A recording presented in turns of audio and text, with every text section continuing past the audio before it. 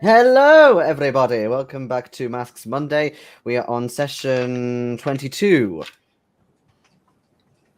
I'm going to start singing Darude Sandstorm in a minute and then get copyright strikes. Yes, 22 of Masks of Nyarlathotep, and we are well into Egypt by now, with some potential plans brewing amongst the investigators, depending on how far they get. Shall we go round the virtual room, starting off with Françoise? Hello.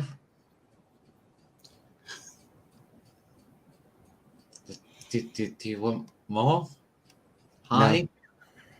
No. And Perry? Perry Astor here, Canadian explorer, and hopefully staying out of trouble with Françoise. I don't care about Nyarlathotep as long as Françoise is okay. It's a lot less dangerous that way. Wow, great start. Winston? Yes, I'm playing Winston Greene. I'm on Team Perry. I would like to second his emotion. Yes, we're prepared to face all kinds of horrors and dangers and terrors, as long as we don't have to get on the wrong side of Françoise. I think we'll be all right. And finally, Mr. Pranit. Yes, my name is Pranit Singh Dillon. I'm a former soldier who made new friends and now is on a cool trip in Egypt with them.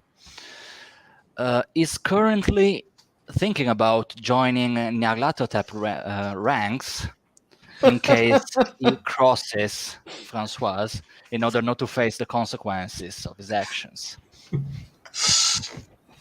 So all this time, the big bad was Françoise. Great that campaign. Makes perfect sense. We can all go now. Yeah. Okay. Would you like to do a summary, Mr. Dillon? I have to, and I'm prepared for this. So basically, last time we met with our dragoman, our local guide called Salim Naziz, that acts like he has some sort of reputation, maybe because he takes a lot of tourists, of wealthy tourists around to show them places and stuff. Of course, like the good gentleman that we are, we ask him right away to take us to the Street of Jackals, where this antique shop that we found about in a letter was, and that we got to know was burned to a crisp some time before. Also, the Street of Jackals is not in a wealthy part of Cairo, so of course it starts to give us the looks right away. Faraz Najjar, is that the correct pronunciation, I hope, was the owner of the above mentioned antiquities shop that made it out alive of the fire, but we didn't know his whereabouts yet, because suppose the whole area was deemed like cursed.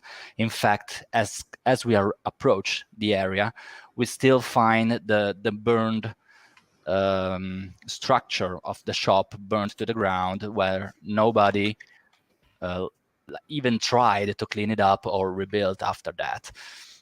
The fire, as we can see, didn't spread to the other buildings, and of course everything we tried to take out of it was already burnt to a crisp, and nothing valuable or something we could identify, we couldn't find any of it.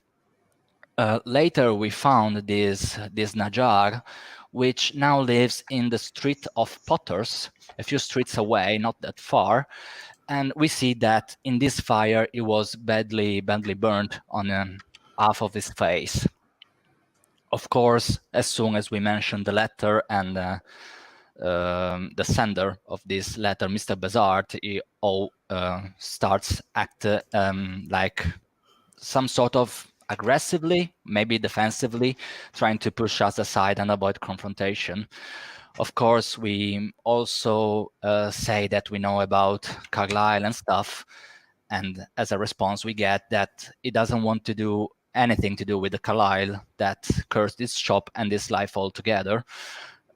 I believe it was Winston that managed to calm him down, so he guides us to talk somewhere more private in a mosque where he feels safe among other Muslims in these sacred halls. Well, it tells us that it was taxed by Mr. Besart and Carlyle to obtain some artifacts, allegedly property of Omar Al-Shakti, and that was worried to be caught stealing, of course, because he didn't acquire them the traditional way, as we can say. So, soon after these objects were taken, the shop burst into flames. The police says it was about an oil lamp, maybe spilling, maybe burning things to the ground. But Najar told us that he didn't see nobody down the road. The whole lamps were cool, so it doesn't know actually what the fire, where the fire came from. It is interesting to note that the water that, of course, neighbors and bystanders tried to throw over the burning building didn't affect it until all the shop was burned to a crisp. He also told us, Najar, that Al-Shakti cherished these artifacts very much and that are clearly linked to the Brotherhood of the Black Pharaoh. He told us he stole a wooden ebony bust of the pharaoh and something more, a strange crown of swords of simple gold, a small powerful drum, and a scroll talking about an Indian entrance to the pyramid that allegedly is where the pharaoh itself dwells. He knows the Brotherhood is also onto something else that is allegedly guarded in another mosque, some kind of circlet, he told us. Of course, we say our goodbyes to Najar and Wasif, was it a journalist? Yeah, the one that we found at the Cairo Bulletin, called us at the hotel saying that he found Van Uvelen. I can't pronounce that, I'm so sorry. And he is in a bar, but is not that useful to us. He just told us that he used to work for the Clive expedition that we knew, that was laid off, that we knew, and is still in contact with Martin, that is still working at the expedition. And allegedly, these Van Uvelen found scrolls at a shrine of Bast that now is trying to translate in order to get some recognition from his work and perhaps some money to get back home. Also, he knows of Gardner, also of the Clive expedition, that thinks there are hidden tunnels under Giza. And that's it, basically. Oh yeah, the name of the scrolls that is translating now is the Black Rites of Luve Kerapf, dated at least 13th dynasty. And that's it. Hopefully I covered it all. Yeah, just one slight clarification. So Faraz Najar stole the circlet or crown. The one that's hidden underneath the mosque is a girdle. So that's more like a necklace of sorts. But they're both shiny things, so yeah. Cool. Roll your d8 of lucky luck. It's a 6. Oh, a 6. So, I believe then with sanity and stuff, Françoise, you're still on 93, your max. And 7 luck. Yep. Perry, you're on 76 sanity and 33 luck. That's correct. And a bonus die. Pranit, you're on 64 sanity and now 17 luck. Correct. With a bonus die. And Winston, you're on 83 sanity and 16 luck. Ha. With a bonus Because die. you're not properly min-maxing your sand luck like I am. With a bonus die. Get on my level, noobs. So I believe that the last scene as well, you kind of did something rather dramatic, and like some of you were writing your will, or I don't know, sorting out any next of kin who are going to receive any of your stuff, I suppose. But what I'll say is that we'll start the session kind of in the middle of the night, sort of around the 4th of March. So I know that Winston was doing a lot of praying as well that evening. Can you and Perry make me a percentile roll, please? Hello, Fajuk. Oh, hello.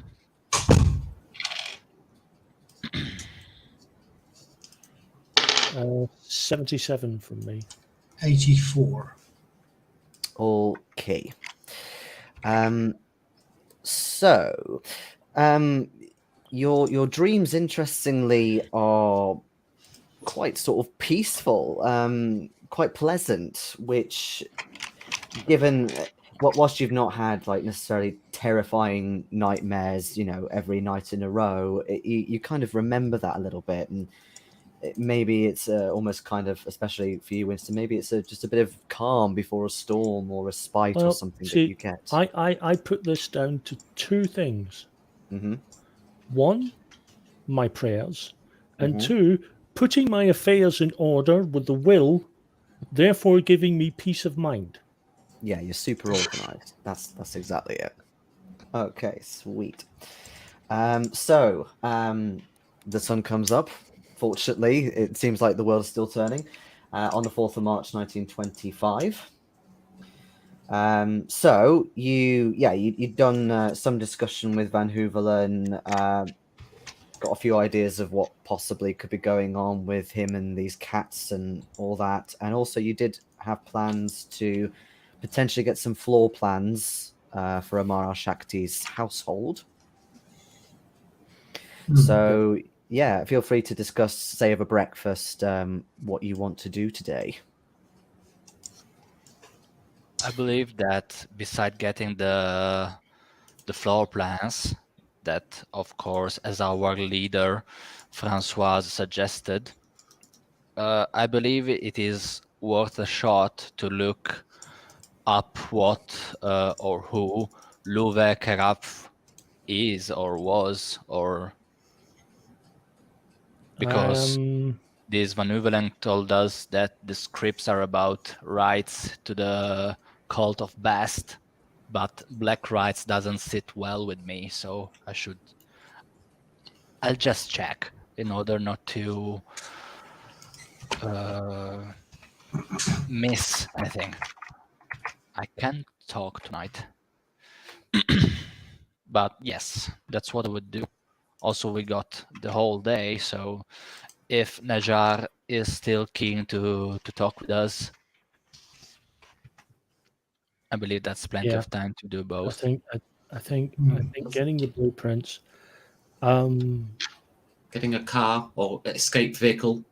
getting an escape vehicle. Definitely need that, yeah.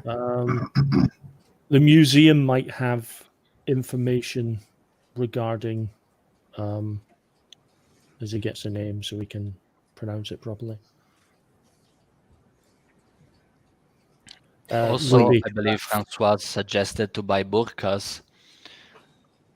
Yes. In order to go incognito in Al-Shakti's house. Absolutely. Yeah, because you wanted to visit the museum anyway, actually, as well, didn't you? Just in general. Yeah. Okay. But I think getting the blueprints for the Al-Shakti's residence is paramount. Yeah, I don't believe we are getting any blueprints. We are getting the summary of what it was from Najar. When I say blueprints, hopefully you'll give us a hand-drawn map from memory. Hopefully. Give us a quick. I mean, last time that we talked, the only time that we talked to him, he flat out told us that is suicide to go after Al-Shakti, so I don't believe it will be keen to help us in our endeavor. No, I don't think so. I don't know. We're going to have to. I believe it is worth a shot nonetheless, but I don't believe that it will prove this much useful to us. No. He might be able to answer a question whether, if all the stuff is locked in a strong room or something, we could, at least we could be prepared for that sort of thing, instead of just getting in there and then finding that we can't actually access anything. But more importantly, we need to be absolutely sure of what we're doing when we get in there. Let's have clarity of what we're going to do when we get into Al-Shakti's residence, so we're not all running around doing what is the plan for Al-Shakti? What is the plan for Al-Shakti? What are we doing? I believe the main focus was to find the volatile sarcophagus that disappeared from the Clive expedition. We also need to make sure that his cult is absolutely dealt with. We talked about burning the actual mummy, didn't we? Yeah, burn the mummy. We were talking about dynamite to blow the fuck out the sarcophagus. Yeah, we're never going to move the sarcophagus, no. So we need to get dynamite from somewhere today. Yeah, we because the thing is, it was something that Becky brought up last week, and I thought it was spot on. Yes, the mummy might be important for the ritual, so we need to destroy that. But it might just be the sarcophagus that they need. There might be some property about it. So I think they all need to go. I think they both need, damage beyond repair. Well, dynamite would do both, wouldn't it? The mummy and the sarcophagus. Yeah. I say we blow the fuck out of the sarcophagus and we burn what's left of the mummy. Well, in this sort of time and country, cash talks, so we should be able to get dynamite. Okay, so we need floor plans, burkers, cars, dynamite. So yeah. that is 4 things. There are 4 of us, so hopefully no one will fail. And Team Nyarlathotep just waiting. I was just waiting. New members. I was waiting. So, Perry, Astor, which one of these will you be taking? I couldn't go in search of the dynamite. Okay. Yeah, I can come along. No, Winston, which one will you be taking? I think my best, for me, it's best that I hit the museum and get some information. Okay, so of the floor plan, of the burkers, or the car, which one will you be getting? I don't know, ma'am. I can speak Arabic, so I might as well get the car. Oh, dear. I'm so scared, ma'am. So, Pranit will be getting the car. So, Winston, will you be getting the floor plan? You better make it a Renault, or if it's not a Renault, you're in trouble. What's the other thing? Floor plan and what? No, sorry. Or the Time out. Weren't we waiting for the car to get a notice by where to buy it from the embassy? We were, yeah. Yeah, they still didn't eat us up on that. So maybe they gave you a card. They gave me a card. They gave us. All right. Yeah, so I'm doing that. You're waiting for papers for the Clive expedition, but the car they've just given you like a contact and stuff. So let me try for the 4th time. Winston, you have a choice between the floor plan or the burkers. Which one will you be obtaining? I will go for the floor plans. I will speak to Najar because I have a feeling that my soothing tones might just work a little better. Whilst you're the perfect person to haggle for 4 burkers. It's like anyone needs to haggle. It's Egypt. Trust Just me. pay whatever. It's not hard. They think they've conned you, and it's like, yeah, but I still don't care. It's such a small amount of money. You know, what's your problem?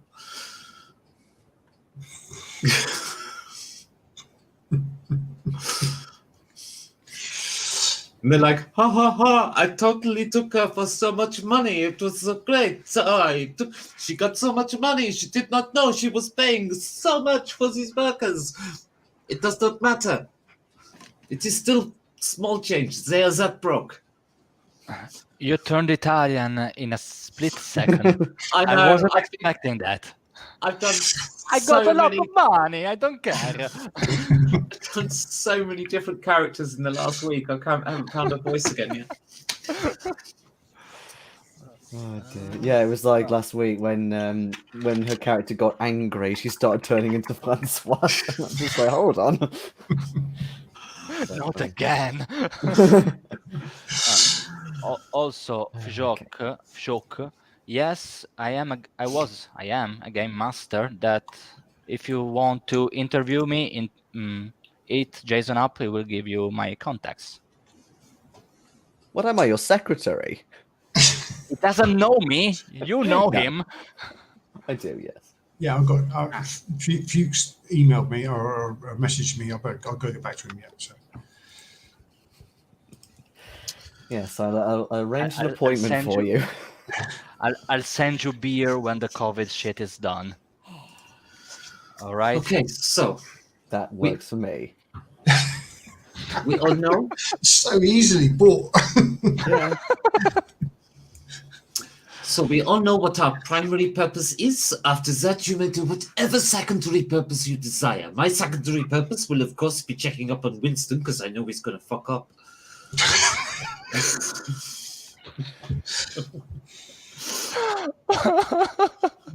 I can't.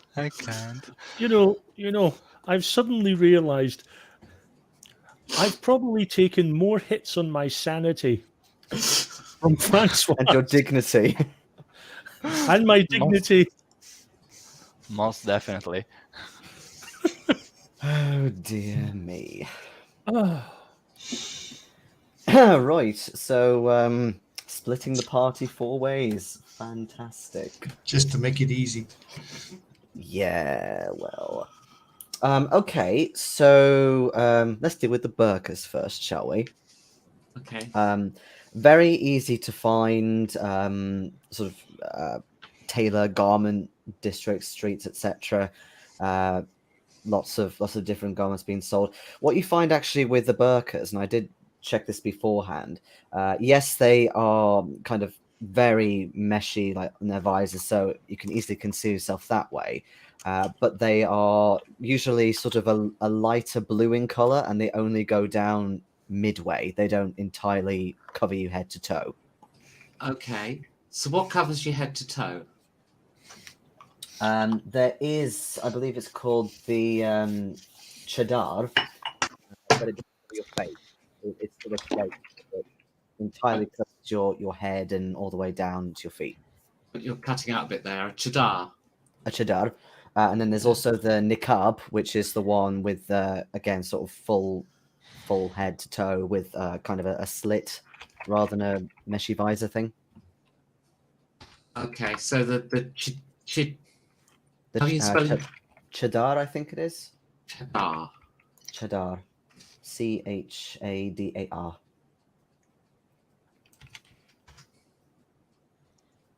I think. Comes up with pictures of a mountain. Oh, I might have spelt it wrong.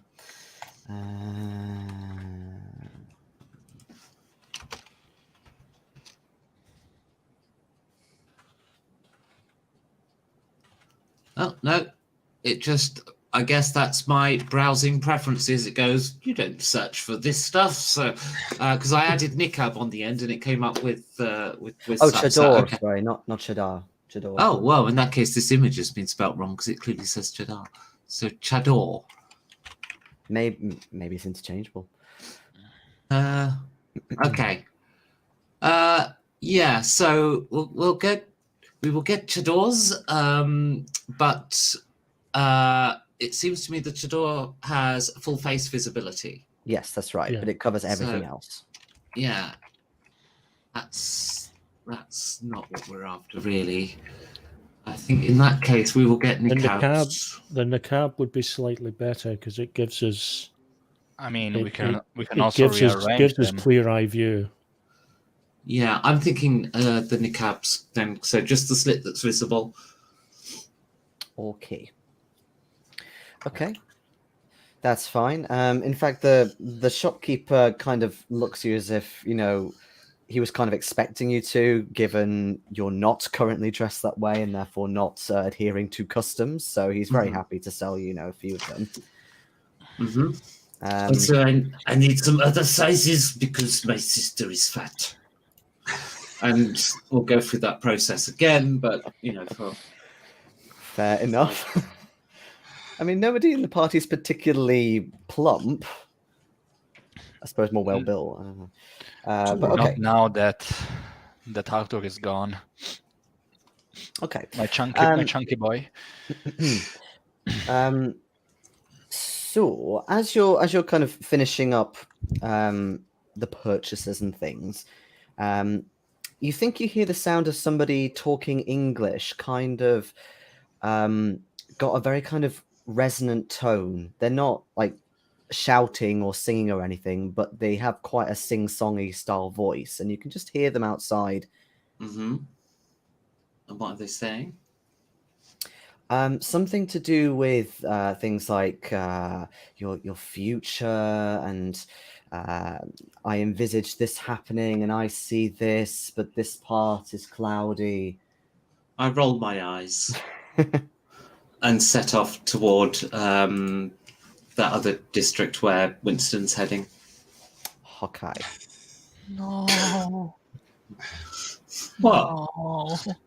It's just a fortune teller or some kind of gypsy fortune teller trope. I can't do meta, but no. No. Oh, Right. I know, but come on, seriously, what would you do? Like you're in the middle of Egypt. You hear fortune tellery stuff. It's like tourist stuff. Moving on.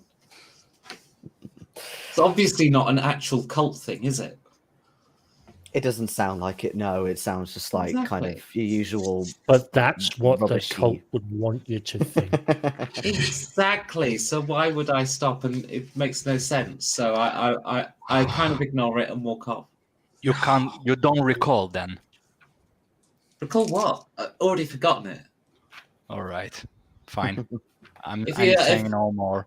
If you have a go at Françoise later for it, she'll literally have no memory. It was just some sound she overheard in the marketplace briefly. There were many sounds.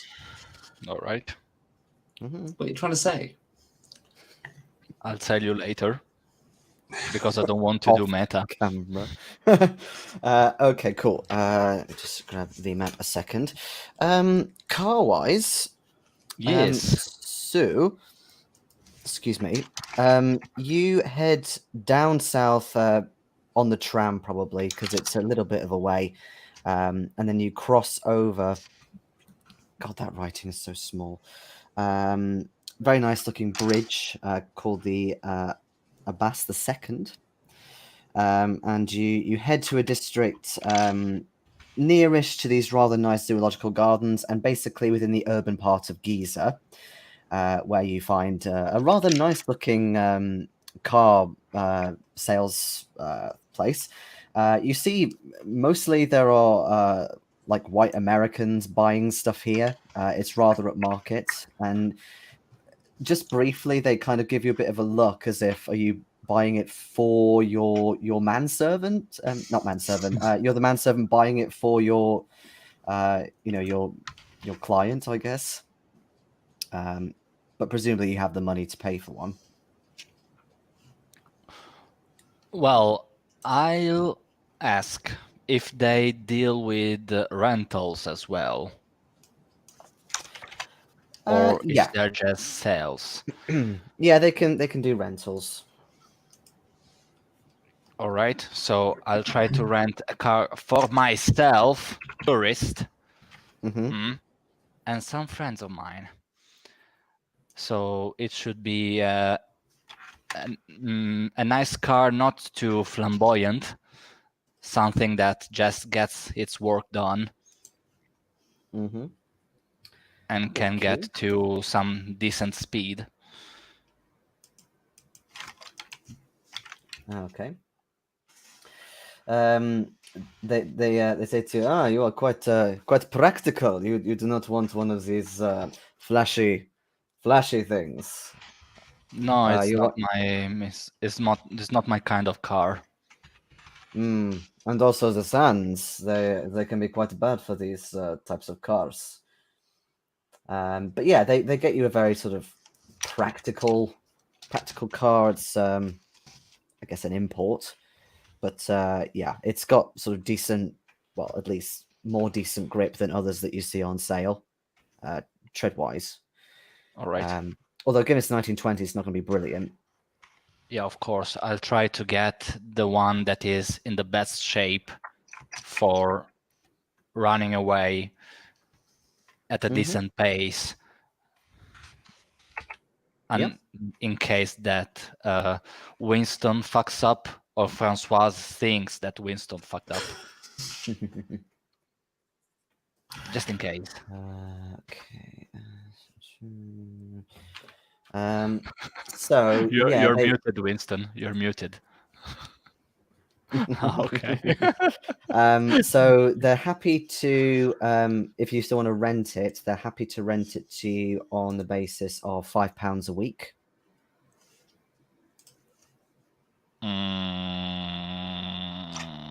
Yes, fine. I was just looking at my spending level, but yeah, that's fine. Yeah, £5 a week. If it helps with a bit of comparison, it's about £50 for a weapons permit. So yeah, per day, it's not too bad. No. Per day or per week? £5 per day. Per day, all right. Yeah, it's still, up there, but it's not too bad. Yeah. In case I need money, I can always ask Winston. Mm-hmm. Yep, that's true. Yeah, but he might fuck up and won't be able to give you. You have to fuck up real bad. really bad. He might fuck up and forget to give you the money.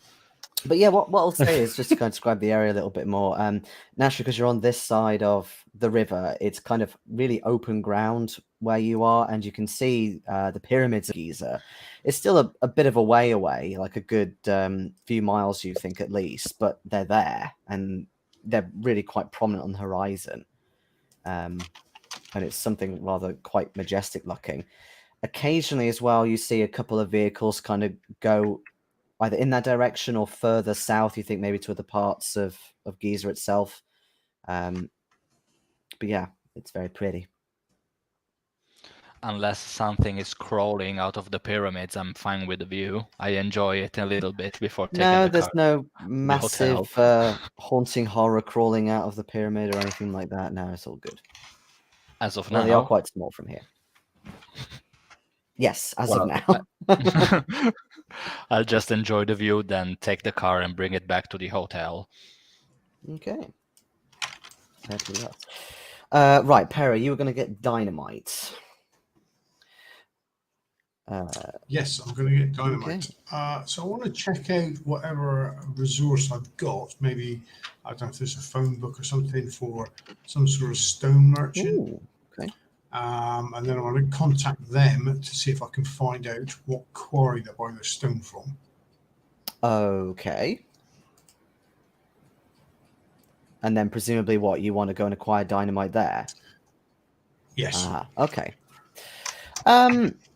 All right. For simplicity's sake, since I've never ever been asked that before ever in my life, let's say that's a big brain move, though. Let's say, yeah, there's a nice empty bit down there. So you're kind of pointing in the direction of a quarry that's sort of further out, just outside of the main city, down south. Not quite as far down as Old Cairo, but there's quite a lot of sort of empty land, and it's not really a quarry, like a big rock quarry per se, but they are using, you think, demolition materials. Okay. Maybe they're like trying to rebuild some older, older land, like older buildings and things. Kind of start rebuilding them up. Yeah, I just want to sort of like wander up there. I'll get into conversation with them, and if I can, and sort of offer. I mean, I don't need much, even one stick and a fuse. Even that's all I need. Mm-hmm. Okay. 2 or 3 would be better as a backup, but I don't need masses. Okay. Give me a charm or persuade roll, or you could do fast talk if you want. Charm or persuade and fast talk. You said, didn't you? Okay, so Yeah, or fast talk, but I don't think anyone's it's going to be charm.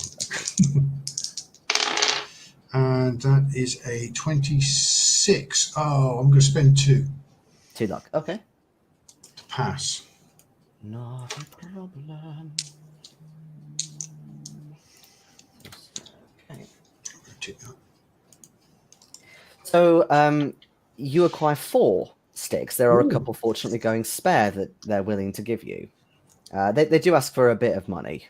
But yeah, they think that you're pleasant enough. Maybe you talk about sort of, I don't know, deserty things and kind of reach each other on a common level in conversation. So yeah, 4 sticks of dynamite. Ooh. Put it back in my pocket and call the fuse up and put it in my jacket pocket other side and back to the hotel. Right. And lastly, the museum lover. Well, although you're going to do something else first, aren't you? Yeah, I'm going to see Najar. Oh, that's right. Yes, that's right. You are indeed. Cool. So, presumably you head back to his shop, do you, in the Street of Potters? Yes. Okay. I'm hoping myself going alone will be less worrying for him. Okay. Yeah, the shop is open by now. I'll say it's about 9 o'clock, and prayers have already been for daybreak. So yeah, it's very much open, as is everyone else along the street. There are a couple of people inside the shop as well, like other customers. But yeah, he spots you. Yeah, I make a point. I sort of nod and smile, but I start looking at some of the items on shelves and so on. I just want to appear like I'm just another customer. Yeah, make me a psychology roll.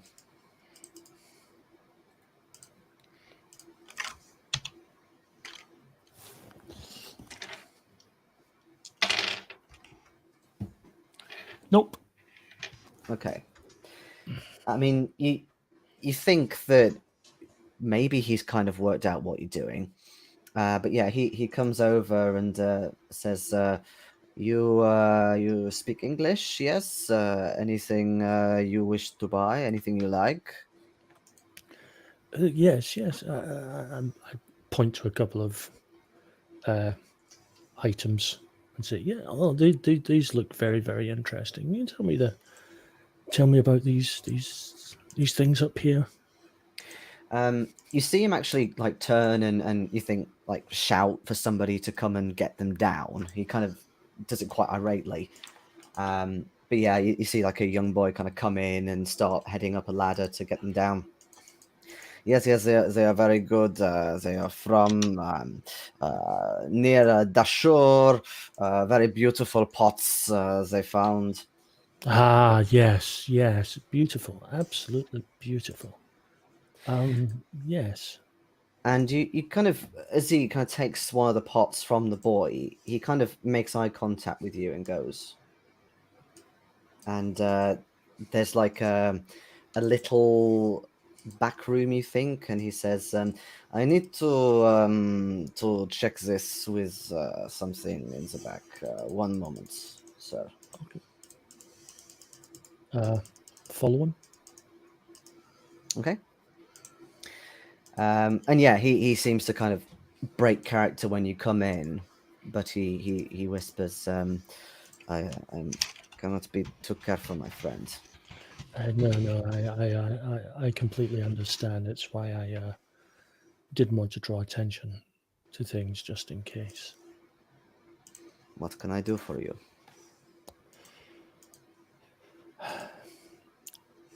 Last night, I did 2 things.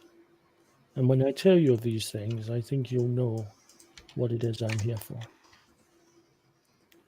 Firstly, I prayed to my God for guidance.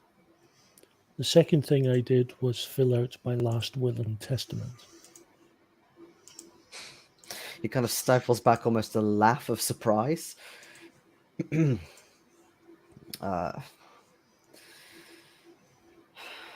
You wish to, how you say, walk straight into the belly of the beast, yes? I sort of not touch his face, but sort of caress the air as if the motion of that. I said, this evil, it must stop.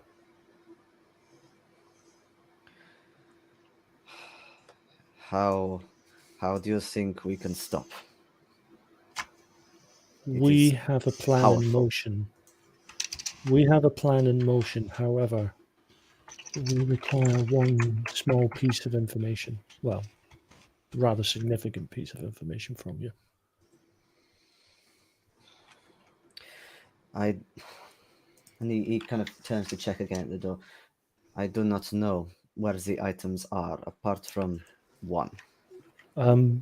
Well, that information would be nice. I was more hoping, as well as that information, you would provide us with what knowledge you remember of the layout of the establishment. Would you be able to perhaps draw a map of sorts? Or if you already have a map of sorts.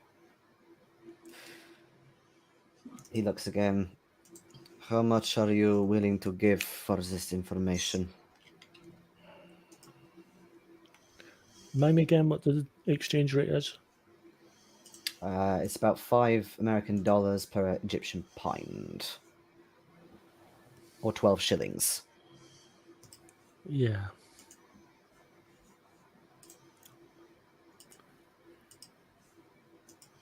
I flash $50 in front of his eyes.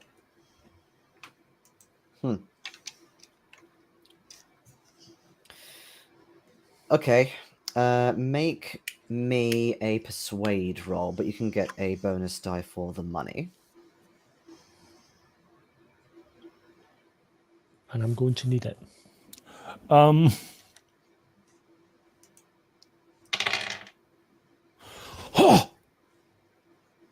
Sod your bloody bonus die.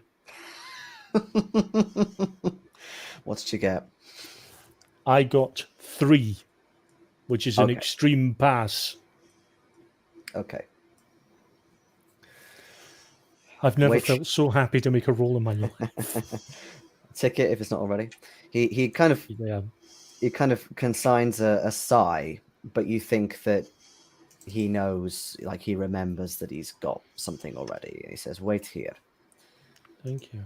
And he kind of goes quite quickly out of the room, and you think you hear like movement underneath the floor, like underneath your feet. Maybe there's like a room further down, and then you hear a psst. I look where I look towards the voice. You think it's him, but he's calling you from somewhere slightly out of the room. Follow the noise. Yeah, you see that there's a small trap door with a little ladder going down into a basement. I head down. Okay.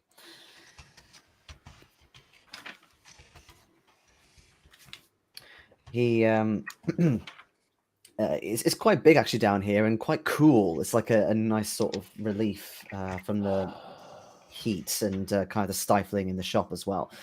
But yeah, there's like a table as well down here. Obviously, quite a lot of pots and bric-a-brac, but there is a table where he has got out two.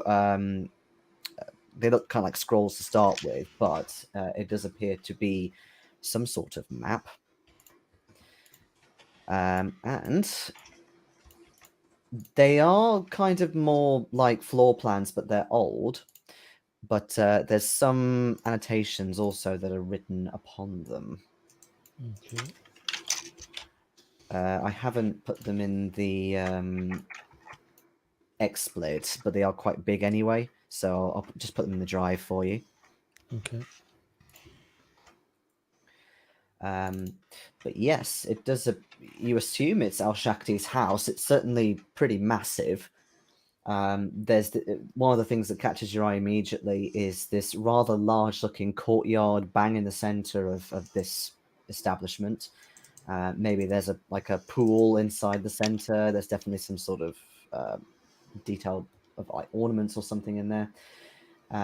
There's two floors. There's a ground floor and an upper floor.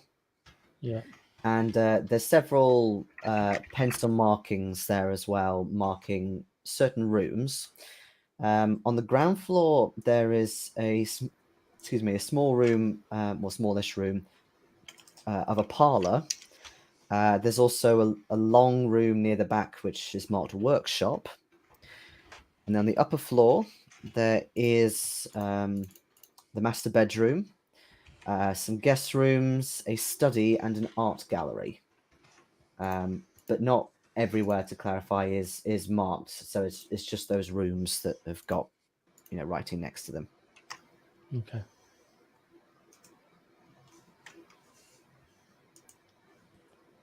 Sorry, I'm downloading these. Okay. So I can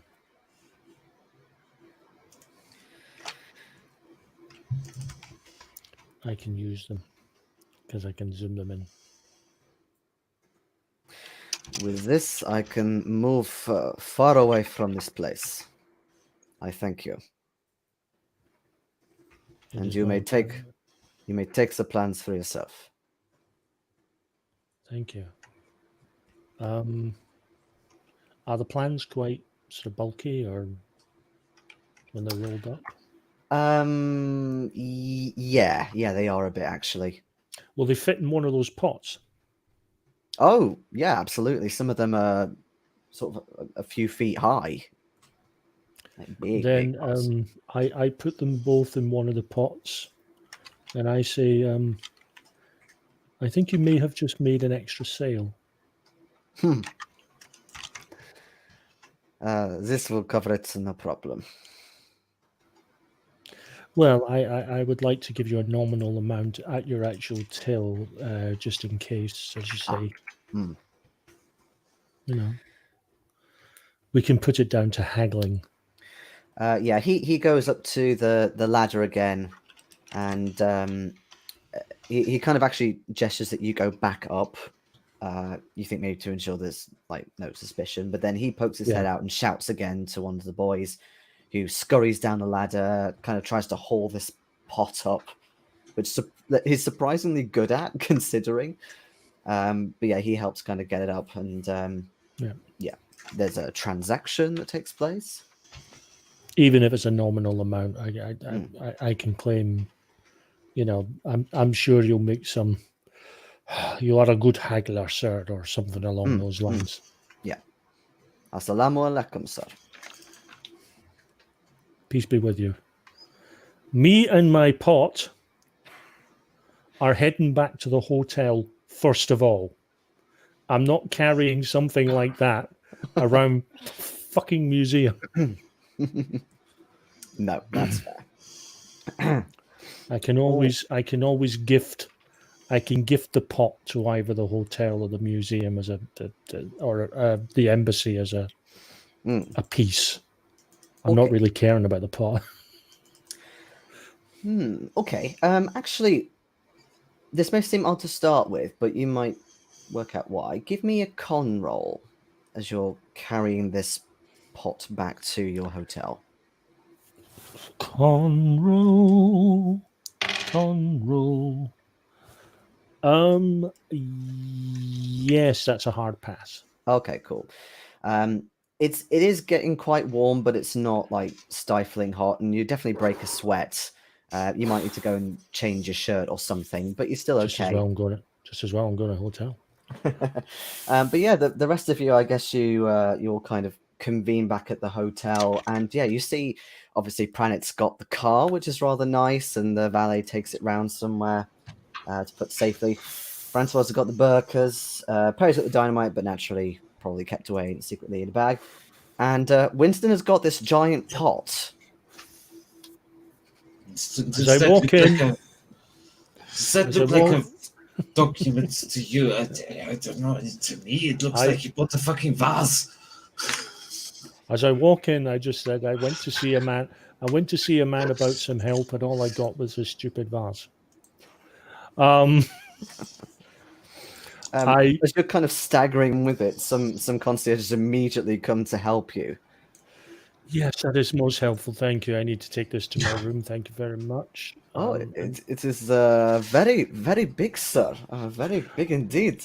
What can I say? I just couldn't handle the small ones. I decided if I was going to buy something in Egypt, I was going large with it. Very, very good, sir. Yeah, it just needs They to almost compensate. kind of put it on a trolley and then kind of shimmy it up. Not compensating, merely buying a pot in keeping with my other attributes. All right. I had to get a pot to scale. All right. Right. I take it to my room, take the advantage to change my shirt, quickly sort of dab down my torso and everything with all the sweat and everything, and then put on a clean shirt, take out the floor plans, and go down to lunch with my compatriots. Well, you're bringing the floor plans down into the lunchroom. Actually, not the smartest idea. I'll leave them in there. I won't leave them in the vase though. I'll put them in a suitcase or something for now, and head down to lunch. Okay.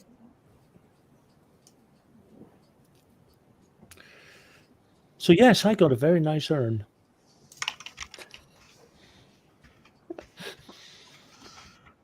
Well, I so suppose all of us was able to. We did. This has gone dark very quickly. So and everybody was able to obtain what they were tasked by the leader Maximo. I'm not so sure. I saw Winston come back with a bloody vase. Yes, we all live another day. Yes. It's possible he bought flowers or something. As soon as we've had our lunch, you may peruse what was in the contents of that vase. Would that be equally disappointing? Well, let me put it this way: if the contents of that particular vase disappoint you, then you're not easily pleased. The bar has just went way, way, way up.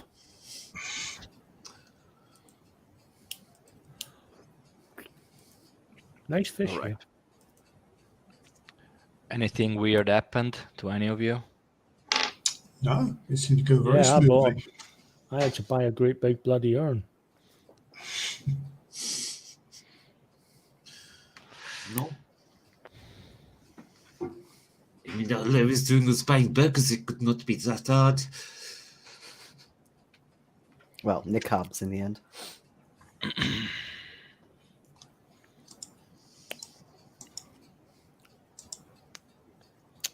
Are we planning to get into action tonight? I think after the lunch we should go up and look at these floor plans and see what we can discern. Yeah, I think By the what we said last week, I think still stands. I think we can't afford to delay any longer than absolutely must. I think the earliest we can hit, the better.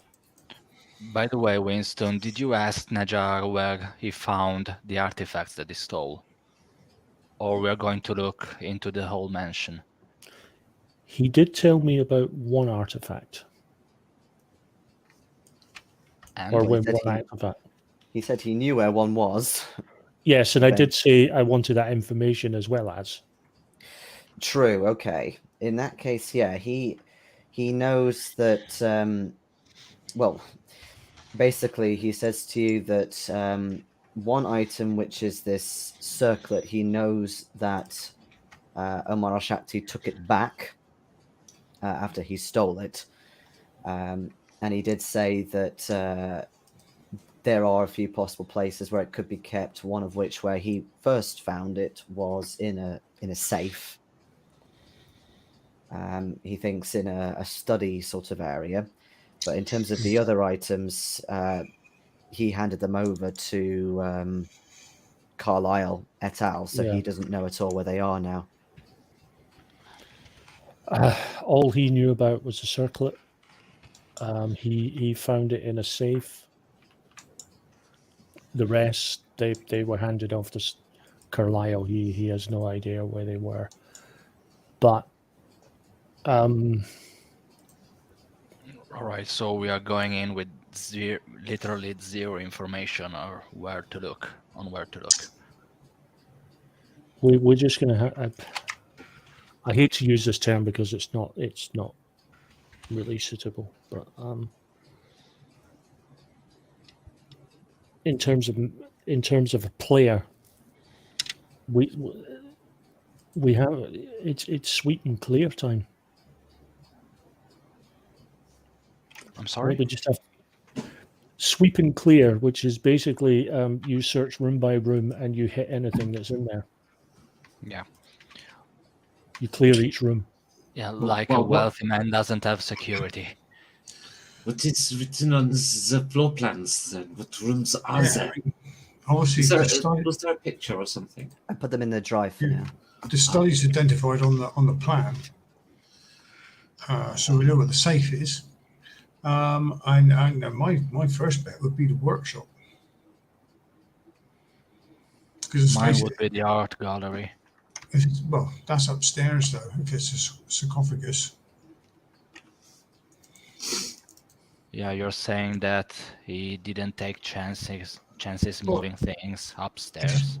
If it's a stone one, would they take it upstairs? If it's a wood one, they might. Yeah. Also, the study will be worth checking. These arrows, are they stairs? No, they're kind of sections, I think, aren't they? I mean, speaking as a keeper, when I got this map, it didn't say either, so I don't think they're stairs per se. They're marked differently with like little kind of ladders. I think they're supposed to be ways out. Excellent. Or like views out, I think. Oh, I thought they were like section arrows. So if it was turned up, that'll be a section across the building. Yeah, it might have been. They did have letters on them. Oh, so it's a key that we haven't got the key. No, right, I with know you. what they were, Okay, so in that case, they're pointing to data we don't have. That's fine. So, also, I can't figure out what that kind of corridor on the main level is. The one down south. The bottom, yeah.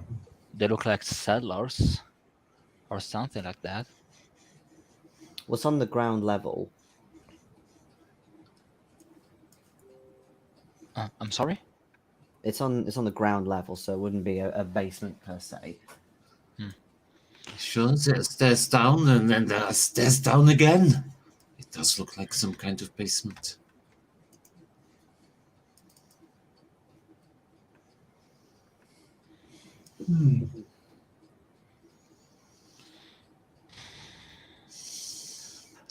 That's the same up and down.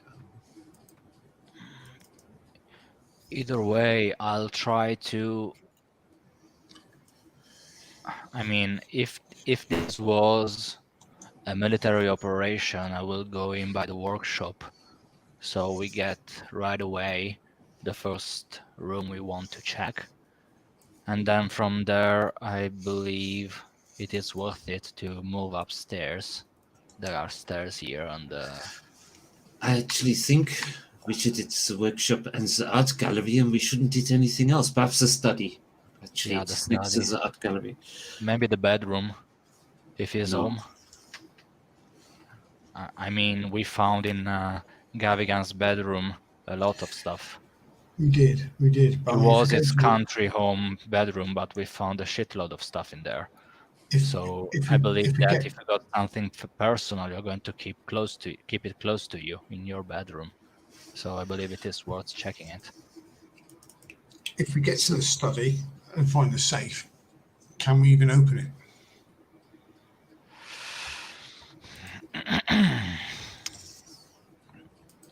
With dynamite, yes. But I mean, there's going to be people in the house, though, isn't there? Unless we kill everybody first, then if we start shooting, I just say the thing is, right? In all honesty, if we find that the sarcophagus is there, and we're all assuming, I think, with some justification that it's going to be there. The minute we set off the dynamite, we're running. it's all over. Yeah, that's the last thing we do. Yeah, of course. We're any hope of this being any way sort of subtle goes right out the window the moment we do that. And I do think we need to do it, but we have to be ready. The minute that goes, if there are guards, they're going to come. If there are other members of the house, they're going to come. Yeah, I mean, if the sarcophagus is on the ground floor, that's not really an issue. If the sarcophagus, on the other hand, is on the first floor, then things can go south pretty easily. Also, because to get out faster, we might have to jump out of the window, and that's not really something that I'm looking forward to. I am already very badly wounded. I would not survive a drop at the moment. So I mean,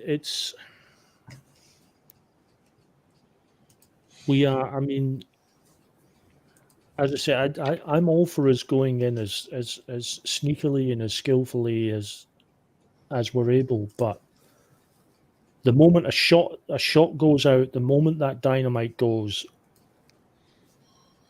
if we haven't got what we're looking for by then, we're not getting it. Or we're going to have to fight our way tooth and nail right the way through to get whatever we're looking for.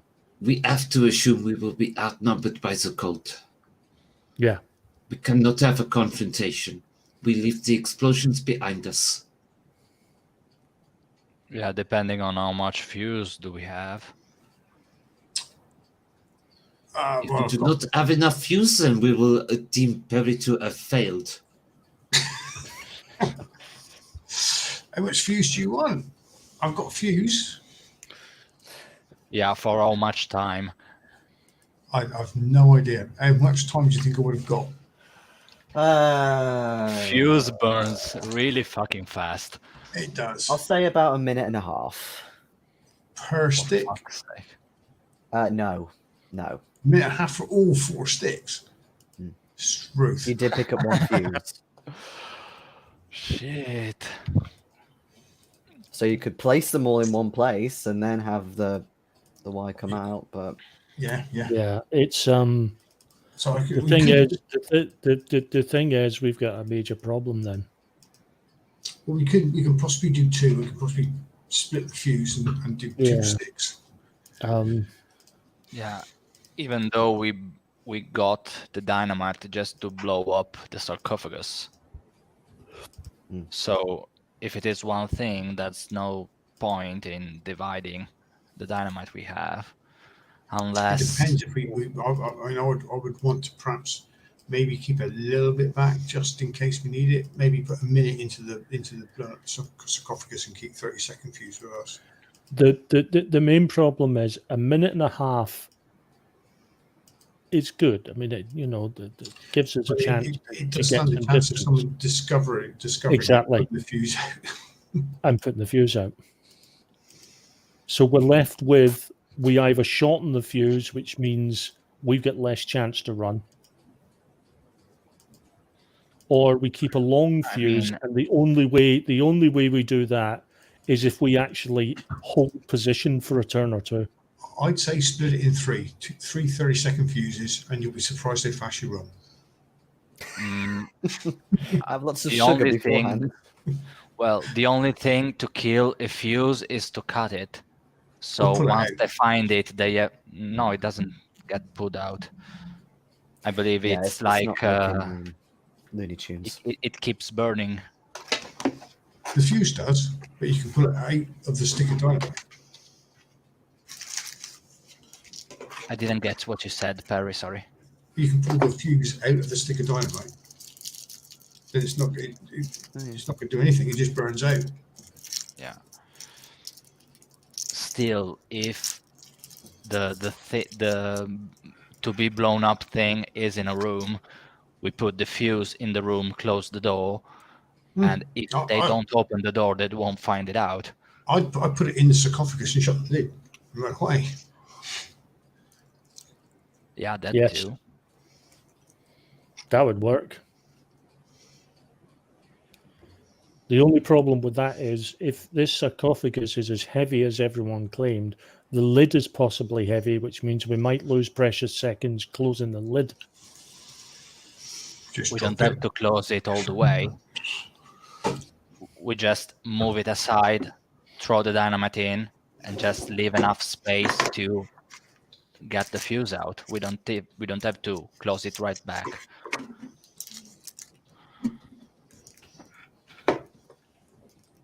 That's pointless.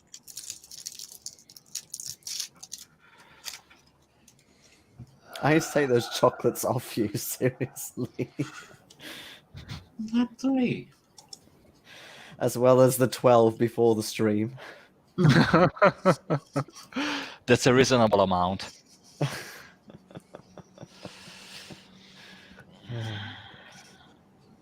Yeah, shall be. I'm still of the idea that I had as a player last week that this is suicide, because we don't know shit about this guy. We don't know shit about his residence. We are going in completely dark to look for something we don't even know what is, where it is, and hoping to blow something up in the process. That's suicide. We know he's a cultist. We know he can do magic. Yeah. Oh We know yeah, he is. that's enough. The problem remains. He is the Egyptian Gavigan. Yeah.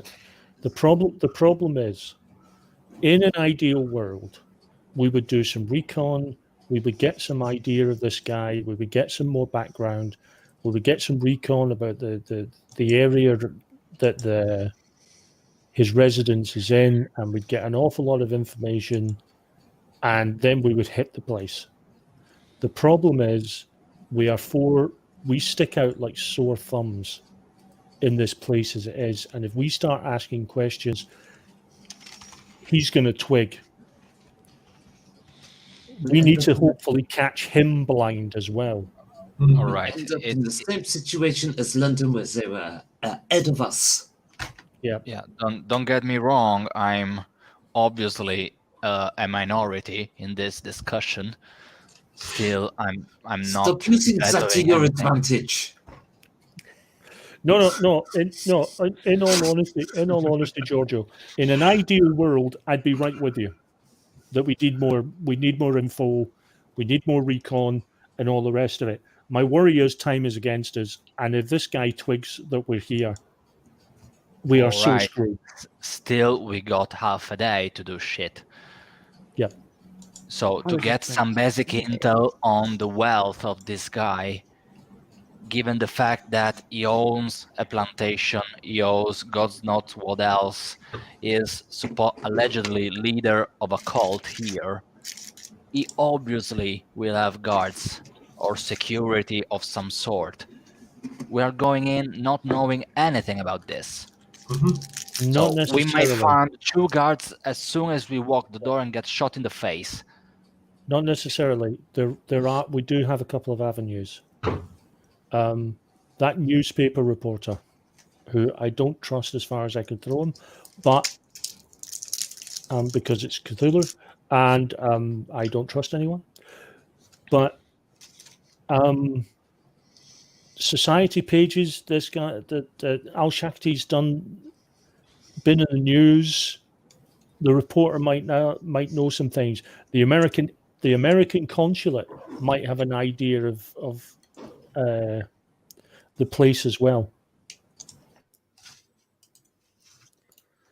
All right, if I'm going to the museum in the afternoon, I'll go to the newspaper to do some digging. Yeah, I think Perry should hit the consulate. Firstly, because he's been there before, and secondly, because he sounds American. More than I do. Yeah, because I'm going to hit the museum. What about you, Françoise? I'm just chilling. Actually, I was just wondering whether if I rested, would I actually get any hit points back? Because I'm in a bad way. Well, from a mechanics point of view, no, just resting doesn't give you it back. You would have to at least go and get medical attention. Well, I could do that. Like get some treatment at a hospital. Yeah, I could do that because, like, just mechanically speaking, I'm on the brink of death and have been since I was in Gavagan's house. Mm-hmm. That's not great.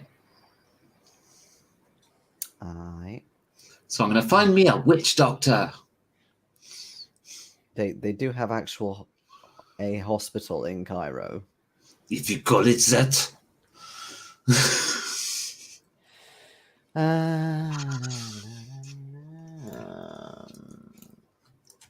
Okay, well, why don't we take a quick break since Perry's gone anyway for now, and Fine by me.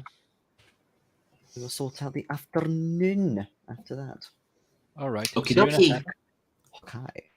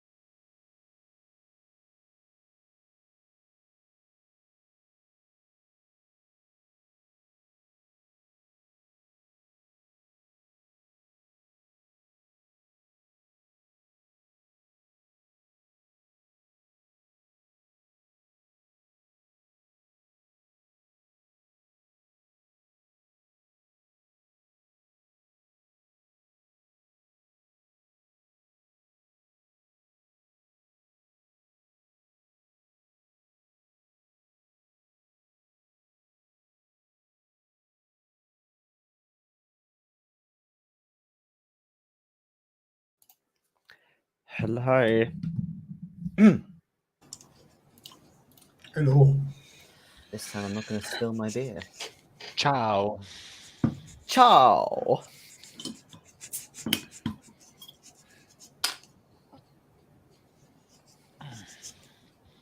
I just figured out that we've been playing together for ages, and I still hadn't added all of you on Facebook. So I just did that. So sorry, guys. Okay. I don't use Facebook that often. I see. So it goes from game group to Facebook friend, and then whatever the next step after that is. No, the thing is Discord. that I was a pretty.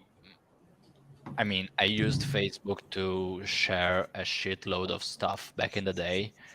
Then I grew so tired of it and all the stuff I read on it that I don't really use it anymore. Just to check on pages that I follow and nothing more than that.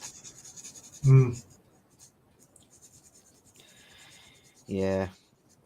I'm starting to using it a little bit more since you added me to the group chat, but other than that, nothing much. Just out of curiosity. Yeah, I just really use it for groups and pages and stuff. Yeah, most of it's fairly annoying actually. Yeah, I tend to use it for keeping up with family and so on because they're all on Facebook and such.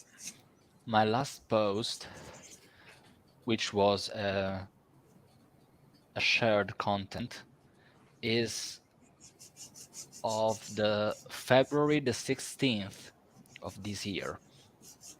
Other than that, it's just. How do you know my mother's birthday? Oh God. That was my mother's birthday, actually. No, I'm serious. It's actually my mother's birthday. Oh, wow. And my grandpa is born the 17th. Hello, friends. Hello, leader. Hello. I thought you said hello, loser, then. I don't know what he said. I wasn't listening to him. He said hello, leader. Rubbing their hands vigorously right next to their microphone. Sorry? I think that answers that question. Just be. Look, all I can see is him hunched over, and I can hear sounds of him using his hands away from the camera. Just be glad he's just rubbing his hands. Well, that's an assumption. Well, he's rubbing his hands, yeah. I thought he was filing his nails. I'm just trying to. I got a cut nail. I was going to split down them. Actually, I'm just trying to file the corner off so it doesn't split down the nail. Nice. I was right. Because that does hurt. That's what the cool kids are calling it now, filing a nail. For once, I was right. Right, so let's quickly deal with the L'Hôpital, since there are various different hospitals in Cairo. I'm just seeing, yes, there are actually a few that are English run, so civil, including the Anglo-American Hospital, which is on this aforementioned island of Gezira, so rather pretty place. What, close to us? No, it's back along, it's in the middle of the river. There's also there's a hospital called the Deaconesses Hospital, run by Germans. It is a Protestant hospital. There's one run by French nationals as well, called the St. Vincent de Paul on Abbasia. That is obviously where I'm going to go. Okay, that's where you go. What I'll say actually as well is at one point you make a mental note of where the French consulate, I think so. There's like a French equivalent of the American consulate that you found as well. If I have time, I'll do it on the way back. Okay. So yeah, what I will say is, again, you need the time to rest as well in order to kind of get rid of the major wound problem. But you can have a D3 worth of health back.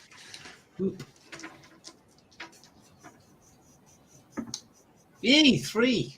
Sweet. So you're on 5, almost I half. can now survive a splinter.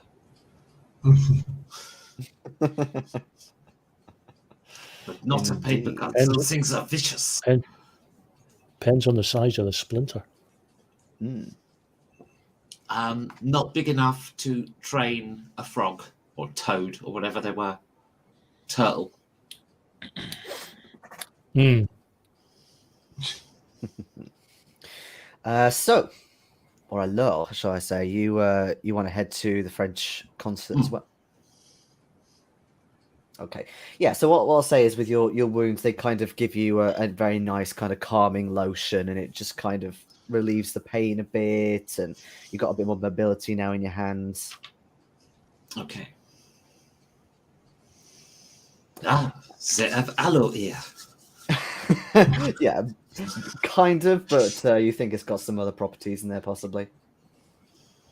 But yeah, you head over to the consulate, and you're greeted quite warmly. Merci, oui, I am here. So, Oui, you are indeed here in Cairo. How can we help you, madame? I want to speak to the consulatage. Oui. Certainly. Anything particular? Oui, Anything I have to some ask? questions about local businessmen. Oh.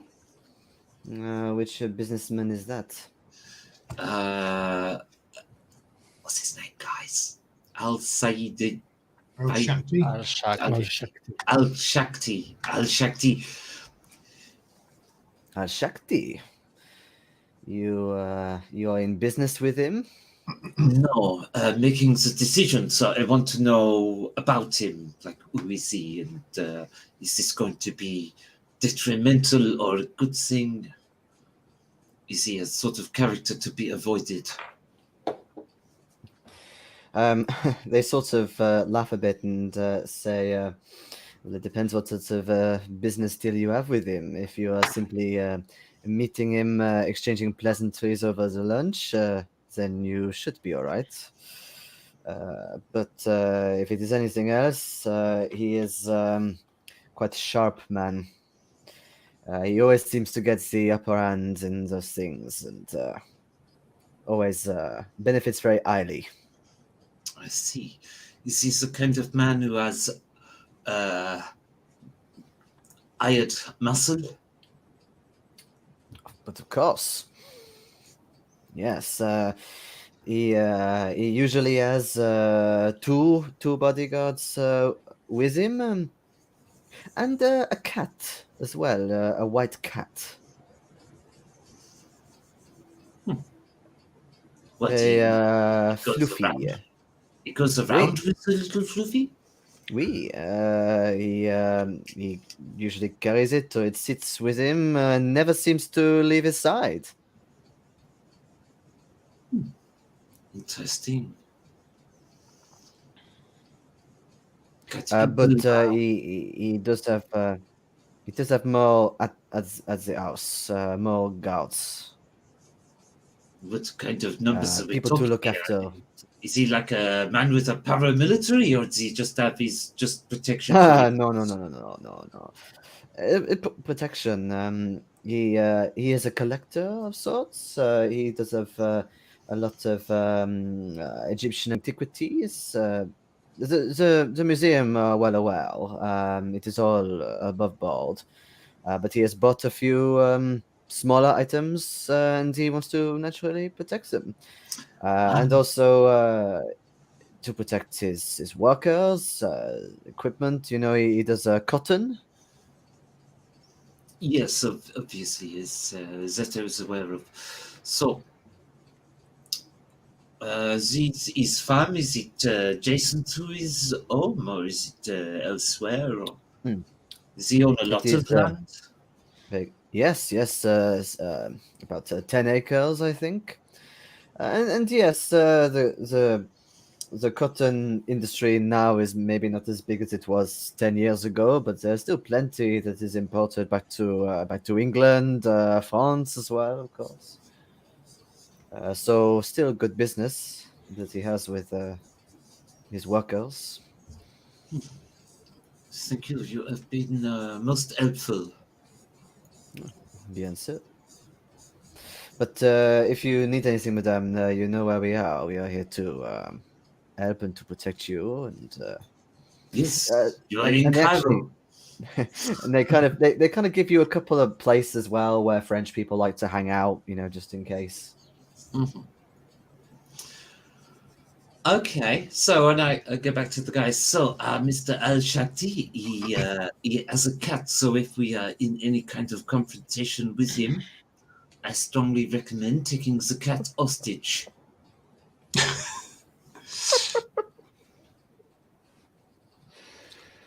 Why are you shaking your head, Pranit? The man cares about his cat. Goes No, everywhere with you. I'm not shaking the head. The video is glitching.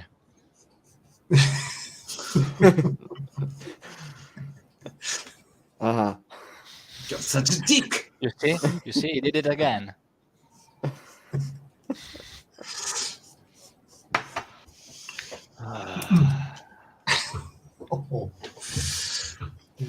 Oh. Back to the bickering, I see. I suppose you haven't done it for a while. But Winston, you are heading This to is the how museum. Giorgio flirts. I'm sorry. I'm heading to the museum. That's a room, you two. No, Winston. I didn't get what she said.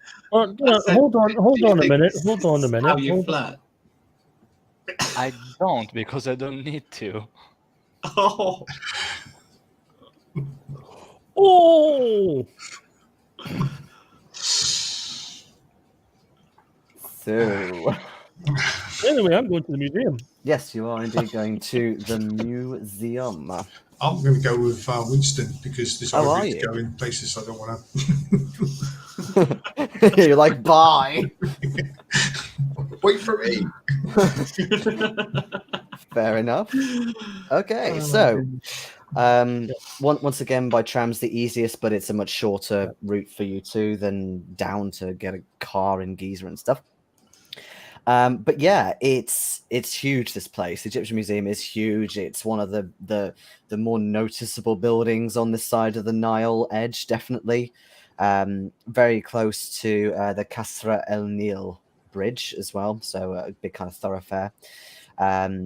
There's like this big sort of ochre dome as well, very prominent. In fact, even before you get there, you can see it from when you come down. And yeah, when you start heading inside, naturally it is full of Egyptian antiquities. A lot more than the Penhew Foundation, but then this is the heart of where they, of course, acquire these things. Yeah. Lots of it, things like lots of sort of hieroglyphs, like pieces of hieroglyphs or kind of plinths. There's scrolls. There's ornaments like like cat ornaments, things like that. Various tomes and books and things. And yeah, there's plenty of people wandering around. There's a few, you think maybe scholarly types in here. In fact, I'm just going to make a roll. Okay. You also notice there is a black man who appears to be kind of talking to a few people. He obviously knows what he's talking about, and he might even, work here. You don't quite know.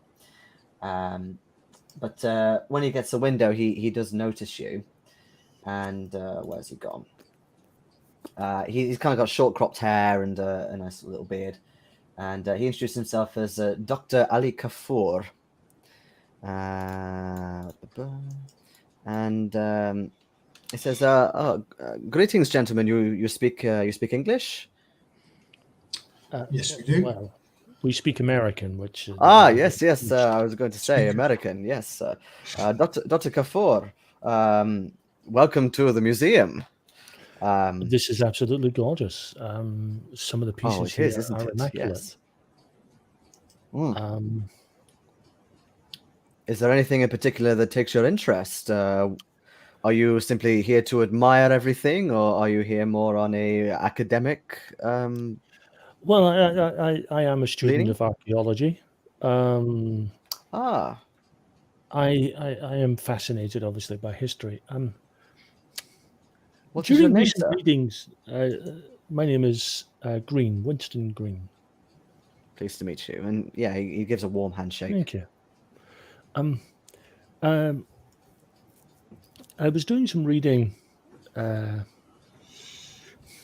in preparation for coming over here, and I came across a name that I had never heard of before. I wonder if it was something you've heard of. Louve Keraf? I have heard of this. Yes, we do not have it here. It sounds like it is something to do with Bast. Yes. Yeah, it came up. I am Yes, intrigued by ancient religions and. Or its other name, Net Anet Ikut Kemut, and he sort of milks it, and it sounds very kind of poetic when he says it. That is the Coptic. Ah, You seem to know your stuff. Well, I would hope so. I work here, and I am a doctor. could you would you be able to point us towards some literature about? Oh, absolutely. Yes, I imagine that we have some books pertaining to this. Yes, definitely. Yes, please. I would very much like to read. I mean, I'm one of those unfortunate people when when I see a name or a place name or a person or some sort of event that I have no knowledge of. I do tend to be rather. I do tend to get the bit between my teeth. You know, I want to know about these things and enhance my knowledge. He's listening to you with a lot of intent, and you seem he's rubbing his hands a little and sort of fiddling. You can both make me a psychology roll. And you both have bonus dice if you want to use them. I might well do. I am going to use my bonus die. I've got a 1. You got a 1. I got a 1. Okay. Well, yeah, I use my bonus die, and yeah, nowhere close. Cool. Okay. So let's see. Right. So both of you use your bonus die. Yeah. Nice. No, I didn't. Oh, you did not. Wow. No. Jesus. Lucky. I salute our canny Canadian. Yes, indeed. Okay. Maybe you get a bit of an edge because you're just listening, whereas Winston's obviously doing the talking as well. But yeah, his eyes really light up. But you think there's more to why, and he kind of notices a bit that you're looking at him, and he sort of nods and says, "Let me show you. There is a study area where you can read, but it is very interesting that you should show up here. You, Mr. Greene, you remind me of somebody." Oh, he did resemble you a little bit, actually. An author. He enjoyed not so much Egyptian, but interesting artifacts, treasures, that sort of thing. Anything particular was you looking at? Oh, it was all a little strange. The weird and the wonderful, the uncovered, hidden secrets of the world, I suppose. I am a little bit into that myself, I must admit, but So I still give it advice. do you remember the gentleman's name? Yes, Mr. Elias. Jackson Elias. Have you read any of his works? Very much so. He is. I Well, did briefly meet him. Did you know? Oh, well. Yes. In fact, it was my meeting with him, and it is talking of the wonders of the museum and Egyptian architecture and history that inspired me to read up on the subject prior to coming out here. And again, he still looks interested in what you're saying, but Perry, given that critical with the psychology, you see his facial expression change a little bit to that of concern, but he's trying to hide it. The fact that Winston was talking about, the reason, when I met him, that's the reason why I'm here, sort of thing. He looks kind of concerned, a bit worried. Okay. So, Well, as he's leading us to this this private research room, I'll just whisper to Winston that he does know a little bit more than he's letting on.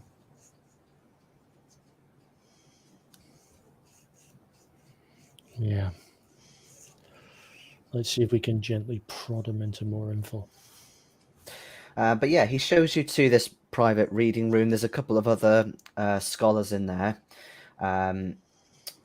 There's sort of you think maybe another Egyptian scholar of sorts, and there is a white man in there, quite sort of gaunt looking, very kind of pointy features, but he's very much concentrating on a book at the minute, and he just sort of gives you a little. He just kind of looks at you as if, oh, you just come in, made a bit of noise, and then he goes back to what he's doing. But yeah, Dr. Kafour also shows you quite a large section to do with Bast, other sort of rituals of that nature, any kind of shrines and things. I'd be interested to see what Jackson Elias was looking at if that was not too much trouble. And he kind of whispers a little bit, said, yes, I must say I was quite surprised that you were here because of him. Well, I've not met him myself. I mean, I've heard of him, but I've not met him. I'm just keeping a friend here out of trouble. But Winston has. Yes, he was not here for very long, but he did indeed come here. It certainly seemed to make an impression. I couldn't. Well, I've known him for quite a long time, actually. Not seen him for a while, but yes, I've known him for a few years. But he's doing all right, isn't he? Yes. Oh, good. It's just His when condition hasn't changed. Yes, he's certainly the same as when I last saw him. Oh, good. It's just when he was here. Which technically isn't a lie. No. When he was here, he was definitely not quite his usual self. Very nervous, constantly checking over his shoulder. A lot when he spoke to me. And he wanted to know about an expedition of sorts, led by a Mr. Carlyle. Yes. That's we've obviously, myself being an American, I've certainly heard of the Carlyle and an expedition. archaeologist. Tragedy. I happen to know the sister. Yes. I hear there's a. Speaking of expeditions, there is an expedition. There's a archaeological dig happening in Memphis at this time. The Clive expedition. Yes, there is, and you actually see him kind of gesture over to the white man reading. I believe that is, in fact, one of the members. Oh, I do not know his name. I have seen him come in a few times. Might be worth having a word later. Yeah, sure. Not ready for this, but let's go with it anyway.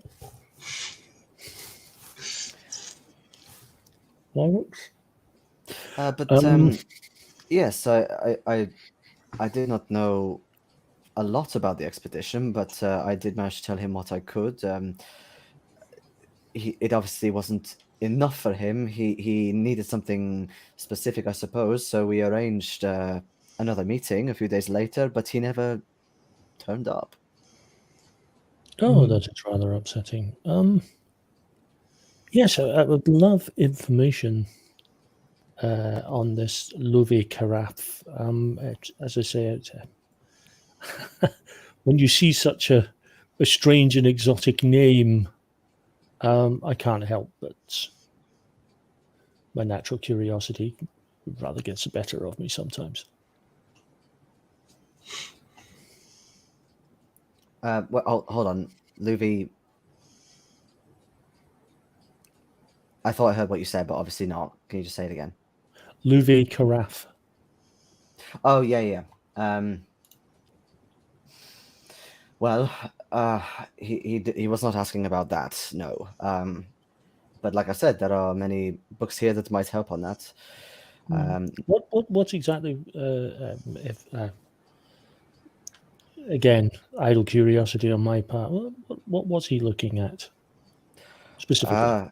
Well, he, like I said, the strange and the out of the ordinary, the more unexplained things of the world. He believed that there was more to this Carlisle expedition than was actually made out to be. Yes, there have been some startling rumors. I for myself, I'm a purveyor of fact and evidence. But I must admit, when you hear some of these rumors and conspiracies, one has to wonder if there isn't some weight to them, or if the people making them are born with far too much imagination without healthy outlet. Well, like I said, I don't mind it, but I keep an open mind. By the way, I've messed up slightly. I got a NPC mixed up. The member of the Clab expedition sitting at the table, he is not gaunt by any means. No, he's kind of more on the plump side, darker hair. As Winston starts to sort of settle down and read books, I'll be wandering around the room, sort of like fiddling with my hat as I wander around and sort of spiraling closer to him. Okay. All right. I mean, what are you trying to see what he's reading? I will try and see what he's reading, but if I can't, I will actually just sort of like, I will actually start talking to him, maybe drop my hat on the table. Okay, make me a spot hidden.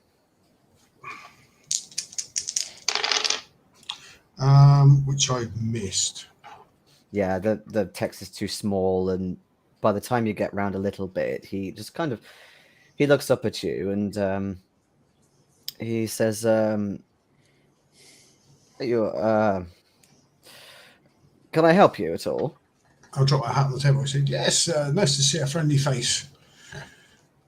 I mean, he does look somewhat friendly. American, yes. Close Canadian. Oh, sorry, I should probably not talk so loudly. There are other people in here reading. Yes, and he introduces himself. James Gardner. Ah, Parry Astor, out of Calgary. Oh, right. Gosh, you are far from home. Well, as yes, am I. it's certainly warmer here. Yes, you do get used to it. You do get used to it. I find layering helps, and a good hat, but then you have a good hat. Yes, I've learnt that much so far. Yes, well, is this your first time here to the museum? Isn't it wonderful? Yes, it is. Very interesting. Very interesting. Oh, obviously you're reading up something. What were you looking at there? Yes. Well, Looks very we. complicated. I am. I'm currently helping a dig in Memphis at the moment, specifically in the old city of Saqqara. But no, my heart is set on Giza, so I'm reading up some more. Well, trying to read up some more history on it. Oh, okay. Yeah, very interesting. Yeah, pyramids are quite impressive. Ah, well, yes, they are indeed. And he starts kind of going into one, like he talks about, he has 3, and he kind of names them all, etc., etc. But can you give me either a charm roll? Actually, yeah, give me a charm roll, actually. That is a 17, which is how much my charm? Oh, it's 5 off a hard pass. That's okay. Oh, No, it's fine. It's not really worth it. He kind of leans a bit close to you and says, "Yes, the pyramids themselves are wonderful to die for, but I wonder if there's something underneath the pyramids, something even more complex and hidden away." But in terms really? I thought they were built straight on solid rock. well, somewhat, and of course lots of sand, but I do wonder if there is something older still underneath the pyramids. Oh, that is very intriguing. If you could prove that, obviously you'd be a made man. Well, that's what I'm trying to do, sir. Or else I wouldn't be sitting in here reading and reading for hours on end. Any luck so far? Well, potentially, but unfortunately, my main source of evidence I can't seem to find. I have heard that there are possibly scrolls with more information on, but I do not have them on me, unfortunately. Right. Oh, you want to talk to my friend over there? He's the archaeologist. I'm just here to keep her out of trouble, really. Oh. And yeah, he kind of looks over to you, Winston. Are you American too, sir? Sorry. Are you American as well? Yes, I am. Ah, what wonderful. Your friend was telling me that you are an archaeologist. Yes, very much so. Well, that's wonderful. Dr. Kafour, you've never introduced me to these two folks, and he kind of puts down and says, to be honest, they've not come in here before. Oh, well, I suppose better late than never, eh? Well, Mr. Gardner seems to have some very interesting theories. Well, yes, I do. In fact, I probably spend far too much time thinking about them, and much to the bemusement of my colleagues. Yes, I have heard of your expedition. In fact, when I you arrived, have? well, when I arrived here, one of the I spoke with members of the American consulate. They were hoping to see if they could get an official invite so I could come and see the dig. Ah, wonderful. Yes, it is. It's a little tricky, and unfortunately, I'm not really the best person to speak to about all that. Oh no! I would not put you in such a position. However, while you're here, I will be here for a while, I'm afraid. Yes, I don't suppose you could. And I know that this question may seem very forward, but I was reading up about the wonderful work you were doing in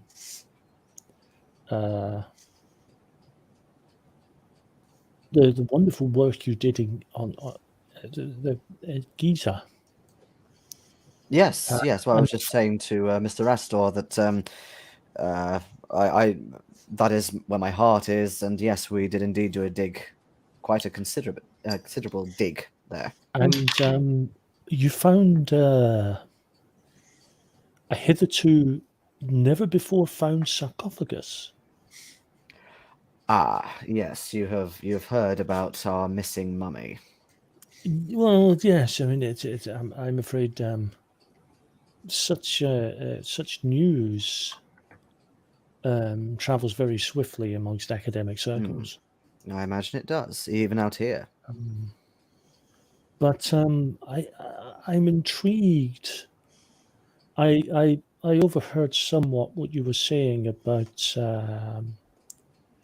things underneath the pyramids. Indeed.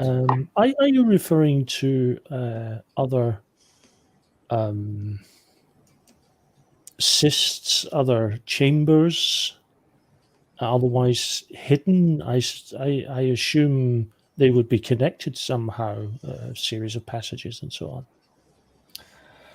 Well, my theories are, and this is from fragments of documents and perhaps some books that I should never have laid eyes upon, but I am thinking quite strongly, although unfortunately I don't really have the means to go back there at the moment, that it is not just simply a few tunnels under the pyramids, but possibly an entire city. You know, a Indeed. labyrinth of sorts. That is extraordinary. May I postulate a theory? Of course, my friend. The sarcophagus that went missing. I believe that there was only one entrance and exit that could possibly be. I know where you're going with this.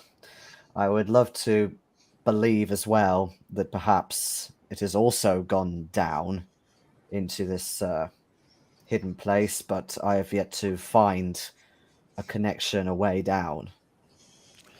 But you don't discount the possibility of such. No, not at all. Would you consider such a theory to be improbable, or do you feel that there is good basis for such an investigation? He looks kind of a bit glum and sort of tightens his lip a bit at that and says, well, as I've indicated, I would absolutely love to go back to Giza and do some more digging and uncover, especially with like-minded people such as yourself, Miss Agatha as well. She definitely seemed to have an inkling as well that perhaps something was lurking underneath. She felt a presence, I think she calls it. But bureaucratic nonsense and Dr. Clive, he is quite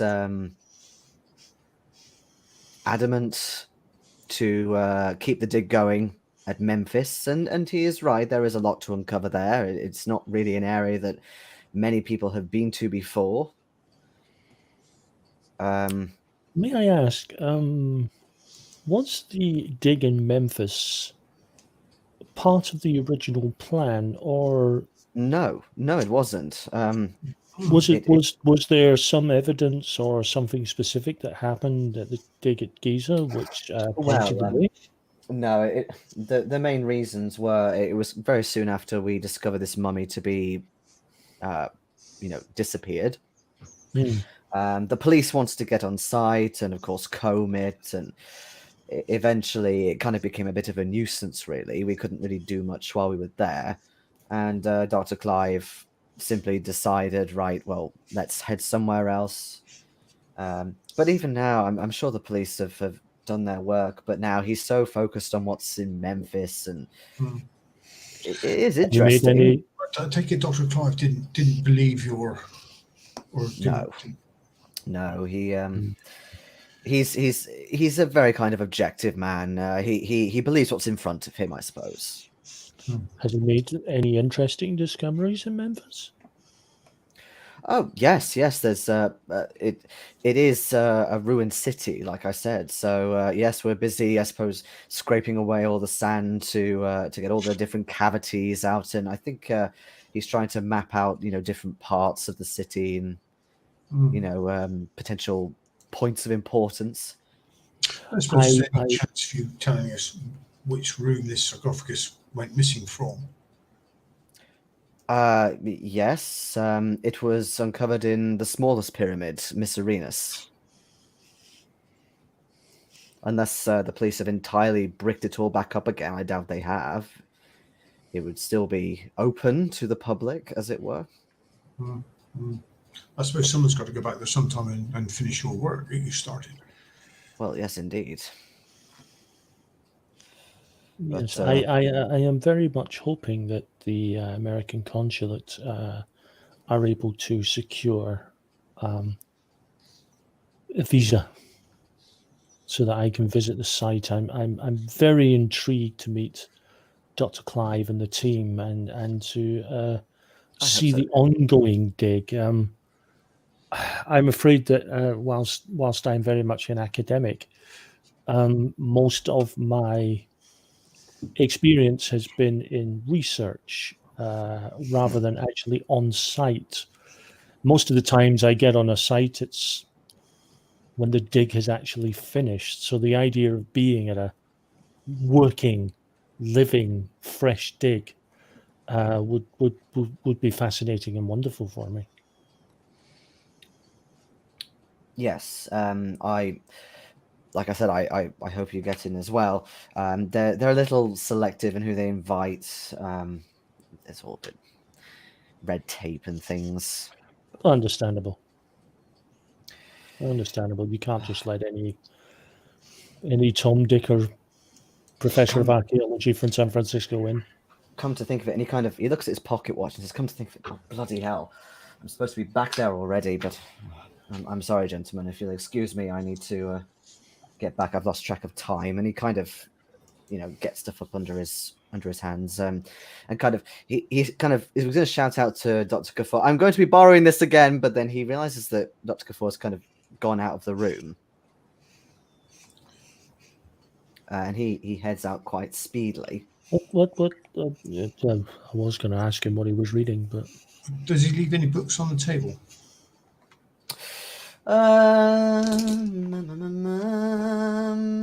Yes, there's one left. Oh, what's that one? It does appear to be more kind of history on Mycerinus specifically, although maybe he finished reading it. Probably worth your time, Winston. Well, I think we might have to. Do you have a nice deep pocket, Perry? It's currently full of dynamite, but I could try. I'll put it in my hat again. Not wear my hat, just carry my hat out. See, the way I see it, if they think it's gone missing, they'll just think he's got it because he had it last. Let's go and look up some books. Well, yeah, indeed. There are many books to look at. But as you actually start, are you heading back up to the Bast section, shall we call it? Yeah. As you're doing that, you see Dr. Kafur appears to emerge from another room with a few books himself, and kind of head towards you with them. And he is looking a little more concerned, and he says to you, I've been thinking about what you said about Mr. Elias, and more of the conversation has come back to me. I believe I showed him one of these books at least, and there were a few things in the Kyle expedition that he seemed to have theorized from these books that he thinks it doesn't quite add up to what's in the papers. I don't know if you wanted to look at these as well. Of course.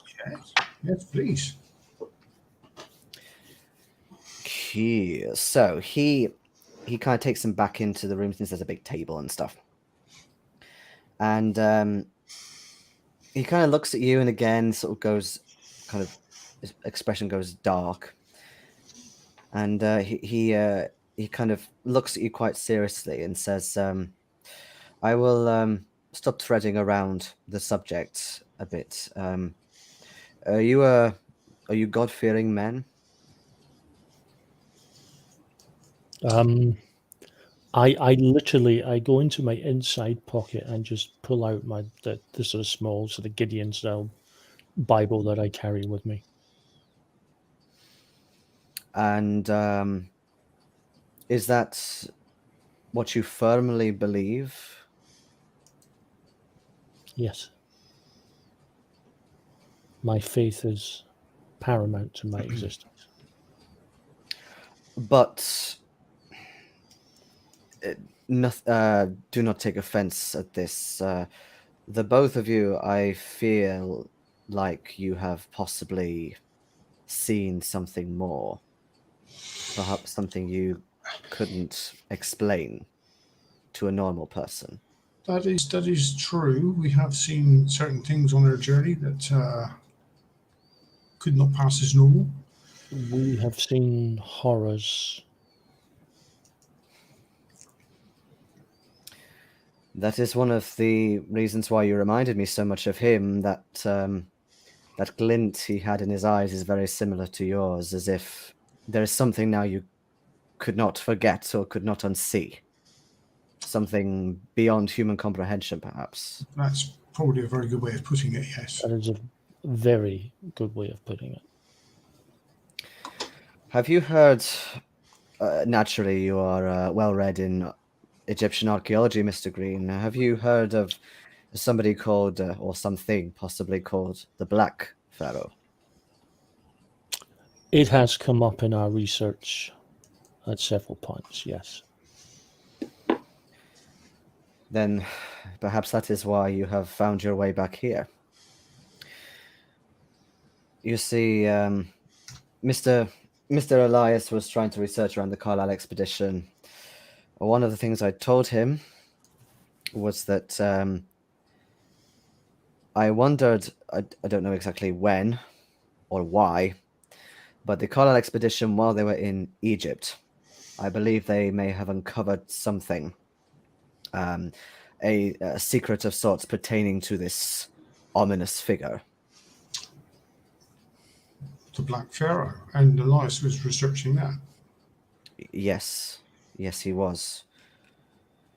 Like I said, I don't know what secret really or why, but what I am wondering, I know about how they were killed in Kenya. I wonder if that is why they left so suddenly and why they then ended up being killed there.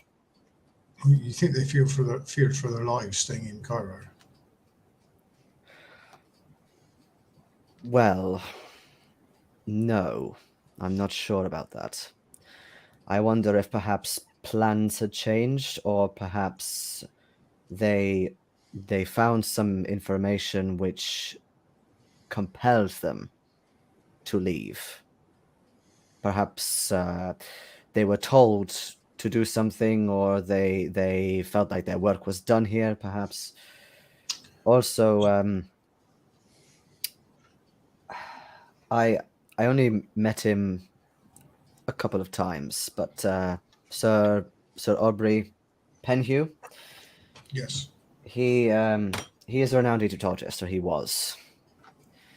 But I definitely knew that he was researching into this sort of thing.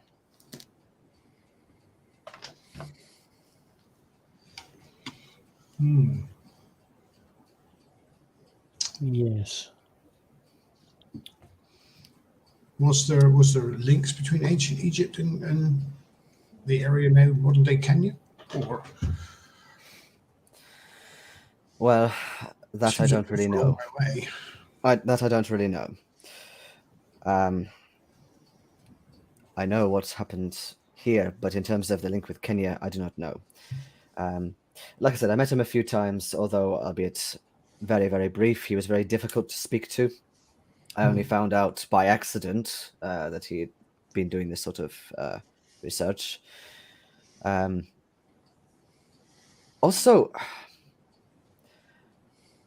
I normally wouldn't say this to anybody I'd come across, but I definitely feel like he was a changed man when he left the place. Not just in how he behaved, but I'm sure physically.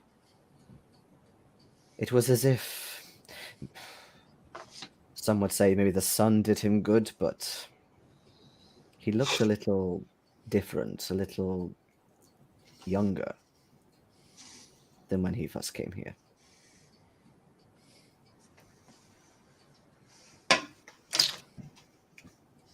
Interesting. But as for, again, what they did, I could not go near the damn place. He was very standoffish with me. He did not want me involved, I don't think.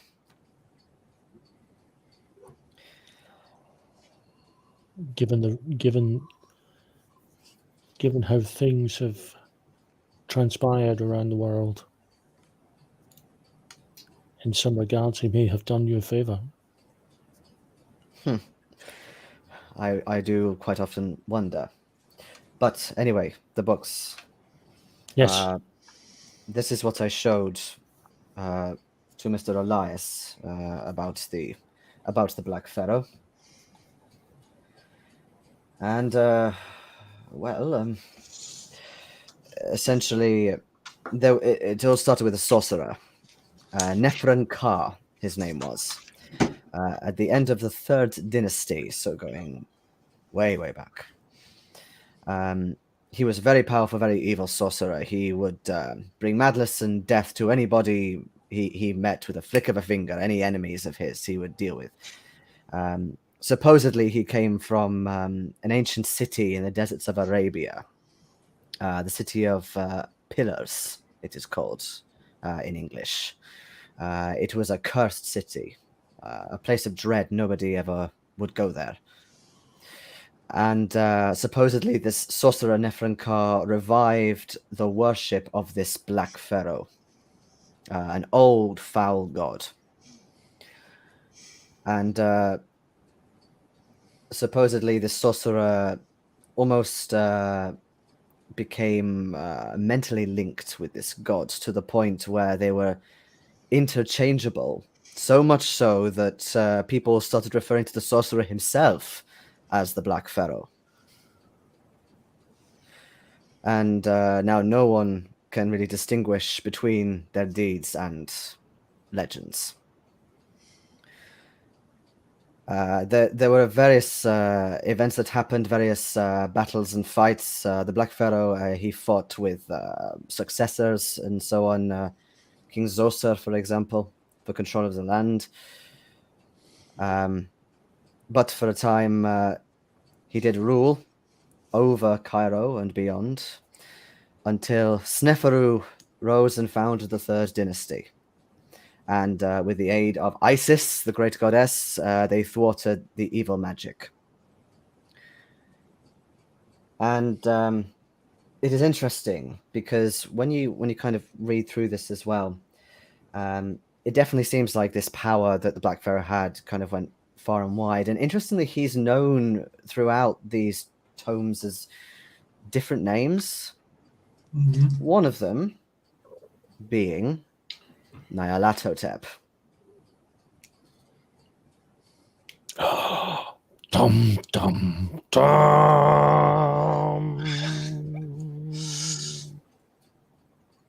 Ba-ba-boom. But yeah, there's also the menace in the sands, the crawling chaos as well. Another one. Donald Trump.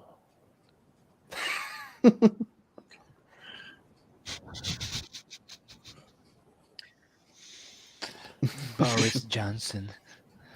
But it's kind of explains so much. But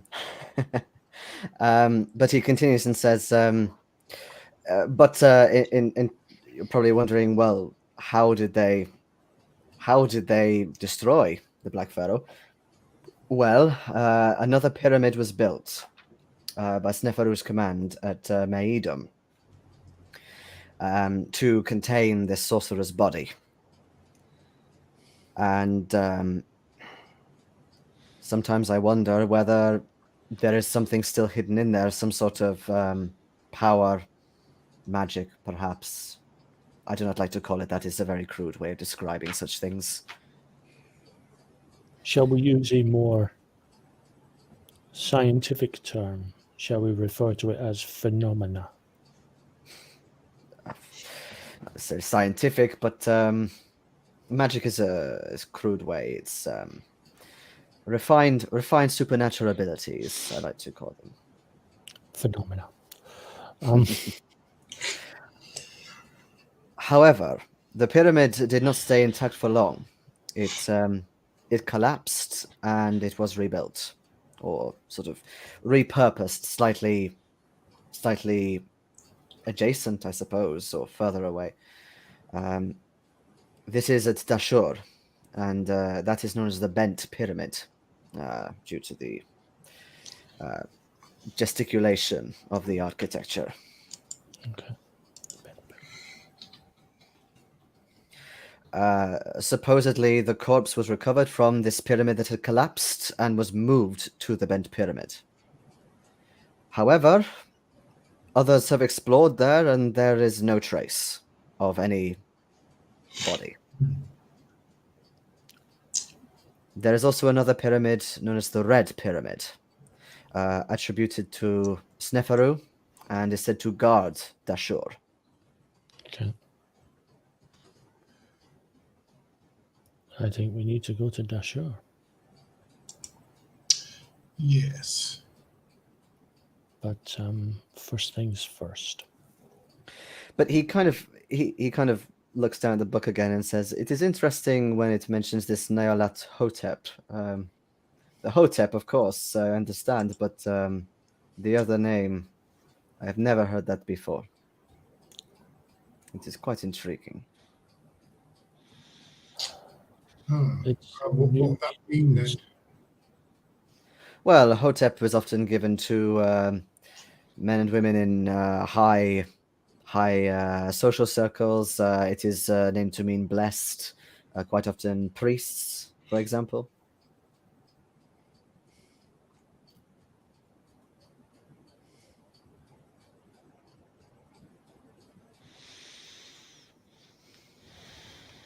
But if you wish to take these with you, these books, feel free. Yes, please.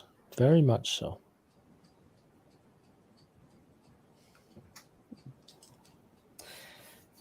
And yeah, I think that would be a good time to round off, because we're not going to have time to do Al-Shakti's raid. When I get back, I say, so now we have finished keeping our heads down, you'll soon be able to go to your museum and talk to people, eh? But Do we you do want to go? the newspaper thing next week also? Oh, you can do the newspaper thing if you want. No, I mean, if you want to close it up for tonight, I can do it next week. I'm not bothered by it. Depends on you, Keeper. No, It's up to I'm you. fine. No, I was just thinking because Omar Al-Shakti is going to potentially be quite a big encounter, so we won't have time for that. But Yeah. yeah, we can go to see Nigel again if you want. Is Françoise coming? I'm scared. I like tea. Right to the I know point. you are at the hospital. I'm sorry. So I'm gonna fail on my own. Fair. So Mr. Asif, of course, greets you, although he does try and make an effort to well, he can't speak Arabic, but he tries to make an effort. He kind of latches back and forth from sort of English greetings, and then he remembers, oh yeah, you're not English. So he tries to be as polite as possible with you. All right. Nice to see you again. What can I do for you? Nice to meet you too, Mr. Wazif. During our little errands here in Cairo, we came across a name that you probably mentioned the first time we came here, Françoise and I, Omar Al-Shakti. I wanted Yes, I to did. know if there was something that I could read that maybe your newspaper published in order to get a more round-up idea about the character. Perhaps. and this is where I need to check if there's anything. There's definitely like plenty of society columns and thingamabobbies. Let's see.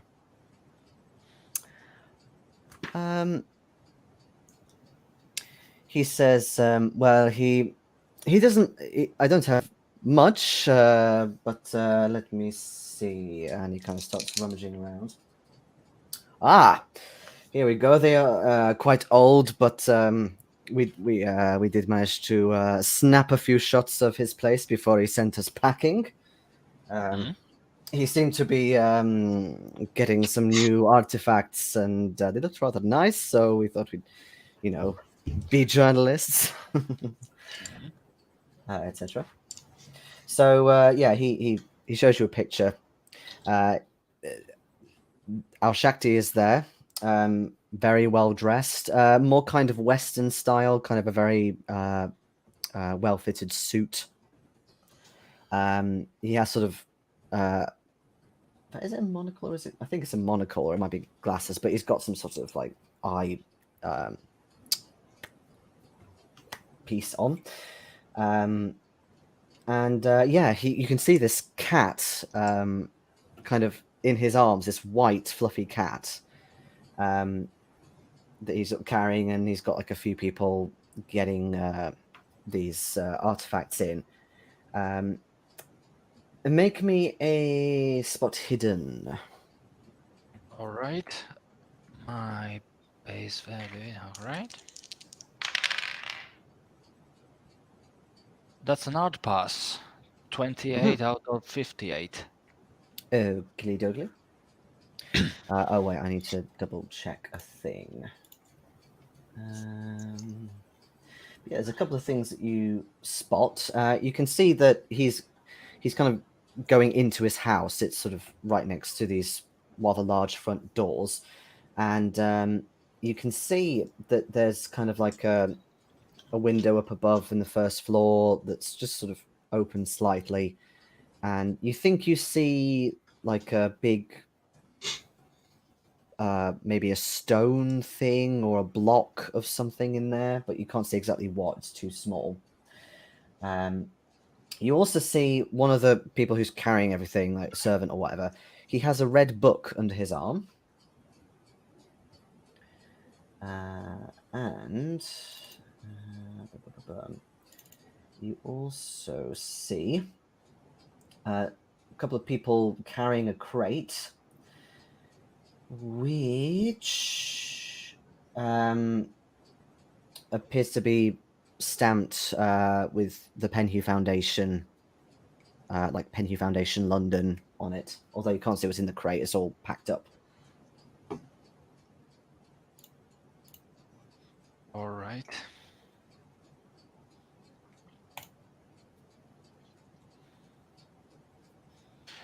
All right. Is there, by any chance, anything more that you can tell me about his lifestyle, maybe? Oh, very, very wealthy, very opulent. He does like to eat out, in particular. In fact, rumor has it he doesn't even have a stove in his house.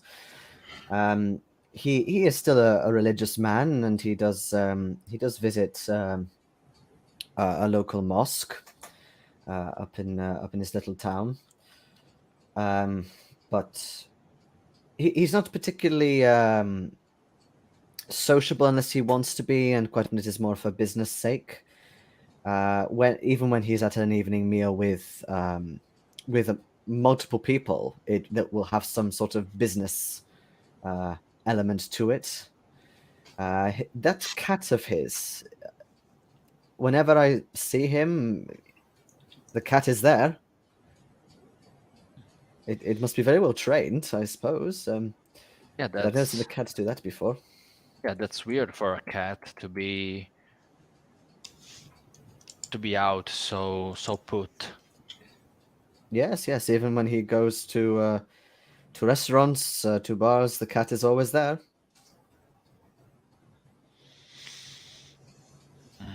Does he have any kind of, I don't know, being this wealthy and opulent man, as you described him, some sort of guards, bodyguards. Yes, Some sort they of. were very keen to get us off the premises quite quickly. He usually has a couple of them at all times at the front of the house where the driveway goes up, and there are sort of plantations and things, so they have a good view. I imagine he has more at night. I've never really been brave enough to go up there at night because they don't look particularly nice, I suppose. Not very pleasant people. Yeah, well, that's part of their job, I suppose. To look Yes, but scary and intimidating. well, yes, of course, but Intimidating. anybody remotely suspicious looking to them, they want to get rid of. And I'm just trying to see a couple of things. They usually carry large knives, a bit like yours, but a little smaller. And he gestures to the scimitar. I don't know if they carry something worse at night. Again, I refuse to go up there. But then again, he doesn't. I don't think he does much in the evening. He tends to maybe study or sleep. Nothing worthy of writing in a gossip column. Yeah, I bet. All right. I'm thinking if there is something else I want to ask him, but I mean, I really wanted to ask him stuff for.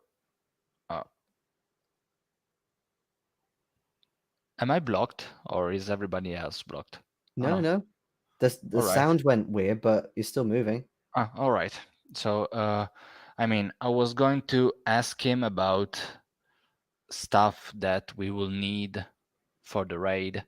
Other than that, I think I'm done. What? So you're gonna say, by the way, I'm raiding his house. What should I take with me? No. I was thinking as a player.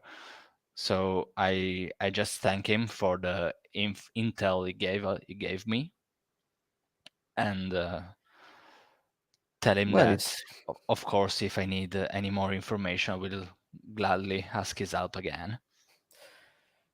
well, If you're obviously keen to help yet, still.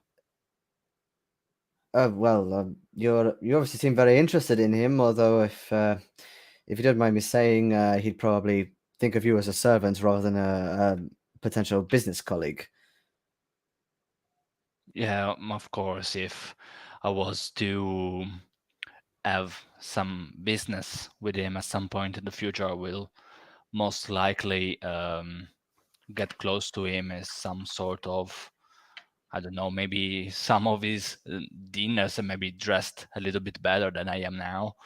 Maybe with Oh, well, Françoise, that at maybe helped least me. At the that is very least, definitely a yes, start. Yes. of course. Again, thank you very much for your time, and sorry to have bothered you. Oh, well, that's what I'm here for. I am a reporter. So yes, peace be with you. And you.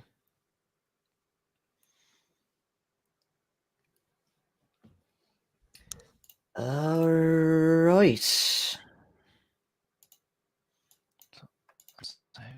this. So these prayer breaks they take, are they all the same length in time? Yeah, roughly. And There will they're be. they're 5 times a day. So there isn't a day where the services Maybe are on a longer or religious something. holiday, perhaps. What I'll say is that Yeah. you can get that information pretty easily. So, for most days of the week, yes, there are 5 prayers a day. The first one's at daybreak, and the last one is at nightfall. And all shots are shut around 1 and 2 p.m. In Friday is Islam Holy Day, which is known as Juma. People don't usually work during the day. However, they can sometimes open shop when it's nighttime. what happens is there are very large congregational prayers that take place at the larger mosques known as khutbah, I think, and they take place at midday. Before then, obviously it's not Friday for you yet, so you haven't experienced this properly, but basically from about mid-morning onwards, there are recitations of the Quran that are shouted through the streets up until services begin, or the khutbah begins. Are you thinking of going in during the day, are you? Well, why would you go at night? He'll be asleep in his bedroom. If we go during the day, he will either be out on business or out at prayers. Yeah. Right? There'll be less guards to deal with. There'll be more excuses for being there. And it just struck me that if you go during prayer, then there'll be less guards of all. Yeah. No, that's bang on. That's the time you break in, and that's the time you break out. And what you do in between is you hide. How long do these functions last, give or take? What, as in prayers? Yeah, the prayers. I can find out for you. An educated guess, probably about an hour. Yeah, they're pretty Now long. each. Yeah, I thought about an hour, but 5 times a day, 5 hours. Yeah. The- Might be, some may take less time. Like I don't know exactly how long it takes, but I can Let's find out. not necessarily go to all of them, though, might he? I don't know. The strictly observant will turn up How long do Muslim prayers on the last? ball every time. Hold on. Is he going to go to a mosque service if he's the head of a sect? The other guy said he was religious, but anyway, his workers will. Yeah. Or his guards might.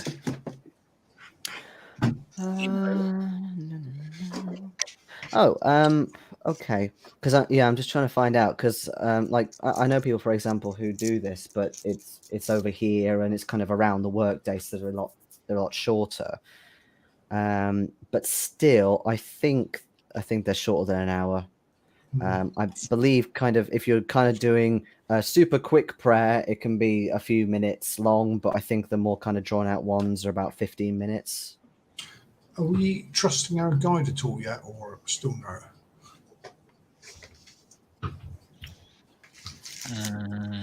I Not until can't the raid's tell. over. We shouldn't be speaking to anyone we don't have to until the raid's over. So Yeah. things like, going to the museum and stuff like that, we're going to do after the raid. He would have been. I know. Because we don't want to stick our head above the parapet because it will get us killed. Yeah. Especially as there are known cultists in the expeditions who'll be using the museum.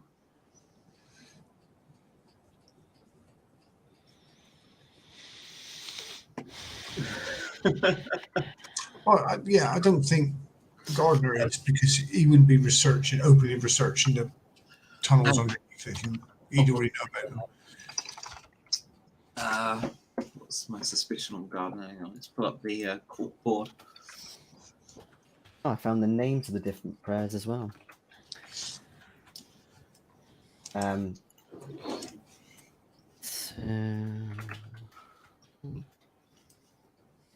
that expedition?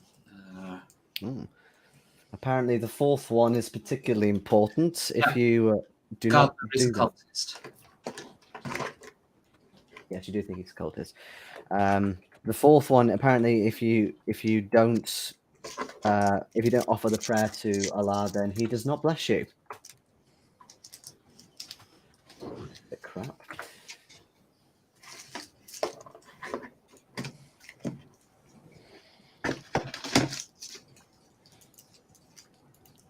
But no, the hitting during the day. What day is this today again? It is Wednesday. I don't think we can wait till Friday. Friday would be a great time to hit. Yeah. I don't know if we can wait that long. We can have a day of reading books in the hotel. True, you do have quite a few to get through. Even more now. And with Tommy Phil, the guys in about what we learned at the museum as well. Yeah. You went to the museum? Yes. Oh You my God. imbecile! I wish you were tea. We used a brilliant disguise. Wrapped in a bag and submerged. We hid in plain sight. Giving our real names and all. Absolutely. Well, They'd never said- one of you. Oh wait, no. You, like, one, yeah. Okay, Perry gave It's his name me. to. You may as well walk in and say, I know Jackson Elias.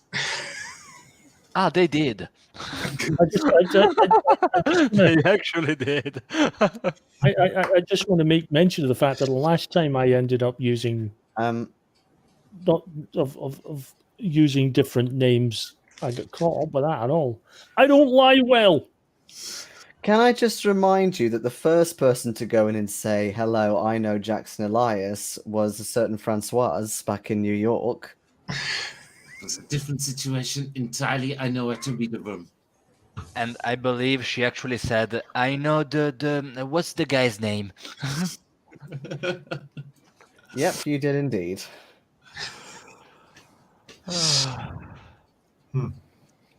Your point here? Well, I just don't believe Gardner is a member of the cult because he wouldn't be He researched. was on my hit list as a possible cultist on the corkboard. It's got the red line.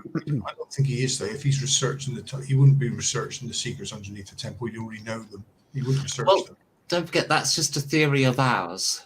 Yeah, and then tell people about them. Yeah, but it's that theory isn't necessarily true. Like there was a suspicion he may be a cultist because the information we had led us to believe that. At the moment, the only information we have is that we're pretty sure there are cultists. The only one we're absolutely, definitely, positively, absolutely 100% sure about being a cultist is Al-Shakti, which means he's probably the one innocent in amongst all of it. Also, I do actually believe. I'm sorry, Becky. I didn't want to interrupt you. I'll allow you to say a few words. Get them in now, quickly, before I lose my patience. I was actually thinking that we should really look into the books about the what's it called again? The Bast cult, because I had this suggestion that Gardner pointed Van Uvelen to that shrine to retrieve those scrolls and translate them. Martin was. Did. Yeah, not All right. Gardner. Martin All right, Winfield. then my theory goes tits up. All right, I'm sorry, Françoise. There's a No, character where it's a good point. It could be that Martin Winfield wants him to translate these things or discover these things because he already had a cult knowledge of them. So I shall add Martin Winfield to the list of cult suspects. I think the Bast scrolls will be interesting because of this cat Al-Shakti's got. Seems a bit of a coincidence. It is weird given the fact that Van Uvelen is constantly attacked by cats. Take some catnip with us. I Distract the don't cat. even know if catnip is a thing at 1920s. But isn't it? It's a plant, but it was introduced to America around the 18th century, apparently.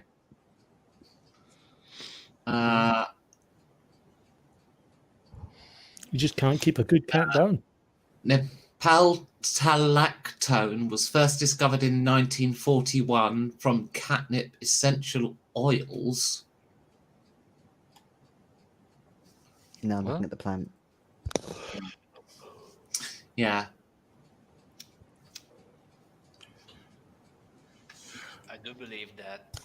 I'm sorry. I do believe that if we are to wait to Friday to raid, it is also worth it on Thursday to try to find out the whereabouts of Van Uvelen and maybe retrieve the scrolls. the old thing about Van Uvelen being... What if Van Uvelen is being watched by the cult who can control cats? That's what I was implying. Thank you for putting it into words, Françoise. That is too much of a coincidence. Subtle as always. It is a role-playing game, not a game of coincidence. There is always a link. It's the cat that's really in control. Absolutely. Well, if the cult knows how to weaponize cats, because this is Egypt after all. It could be a catastrophe. If you were the author of an RPG scenario in Egypt, what would you do? You would have cats. Of course, you'd have cats. Egypt loves its cats. And given the fact that things we will have this cracked in no time. and given the fact that we've been quoting Bond in the chat, it seems almost right that it seems that the grand plan is pussy galore. Perry, are you doing the next recap? I am, yes. Alrighty then. There's a lot in that one, actually. I made you honest, Pranit. This is ridiculous. Unless it is a list of my topic, of course. No, it's your cult list. Your little black book. Wrong character for that.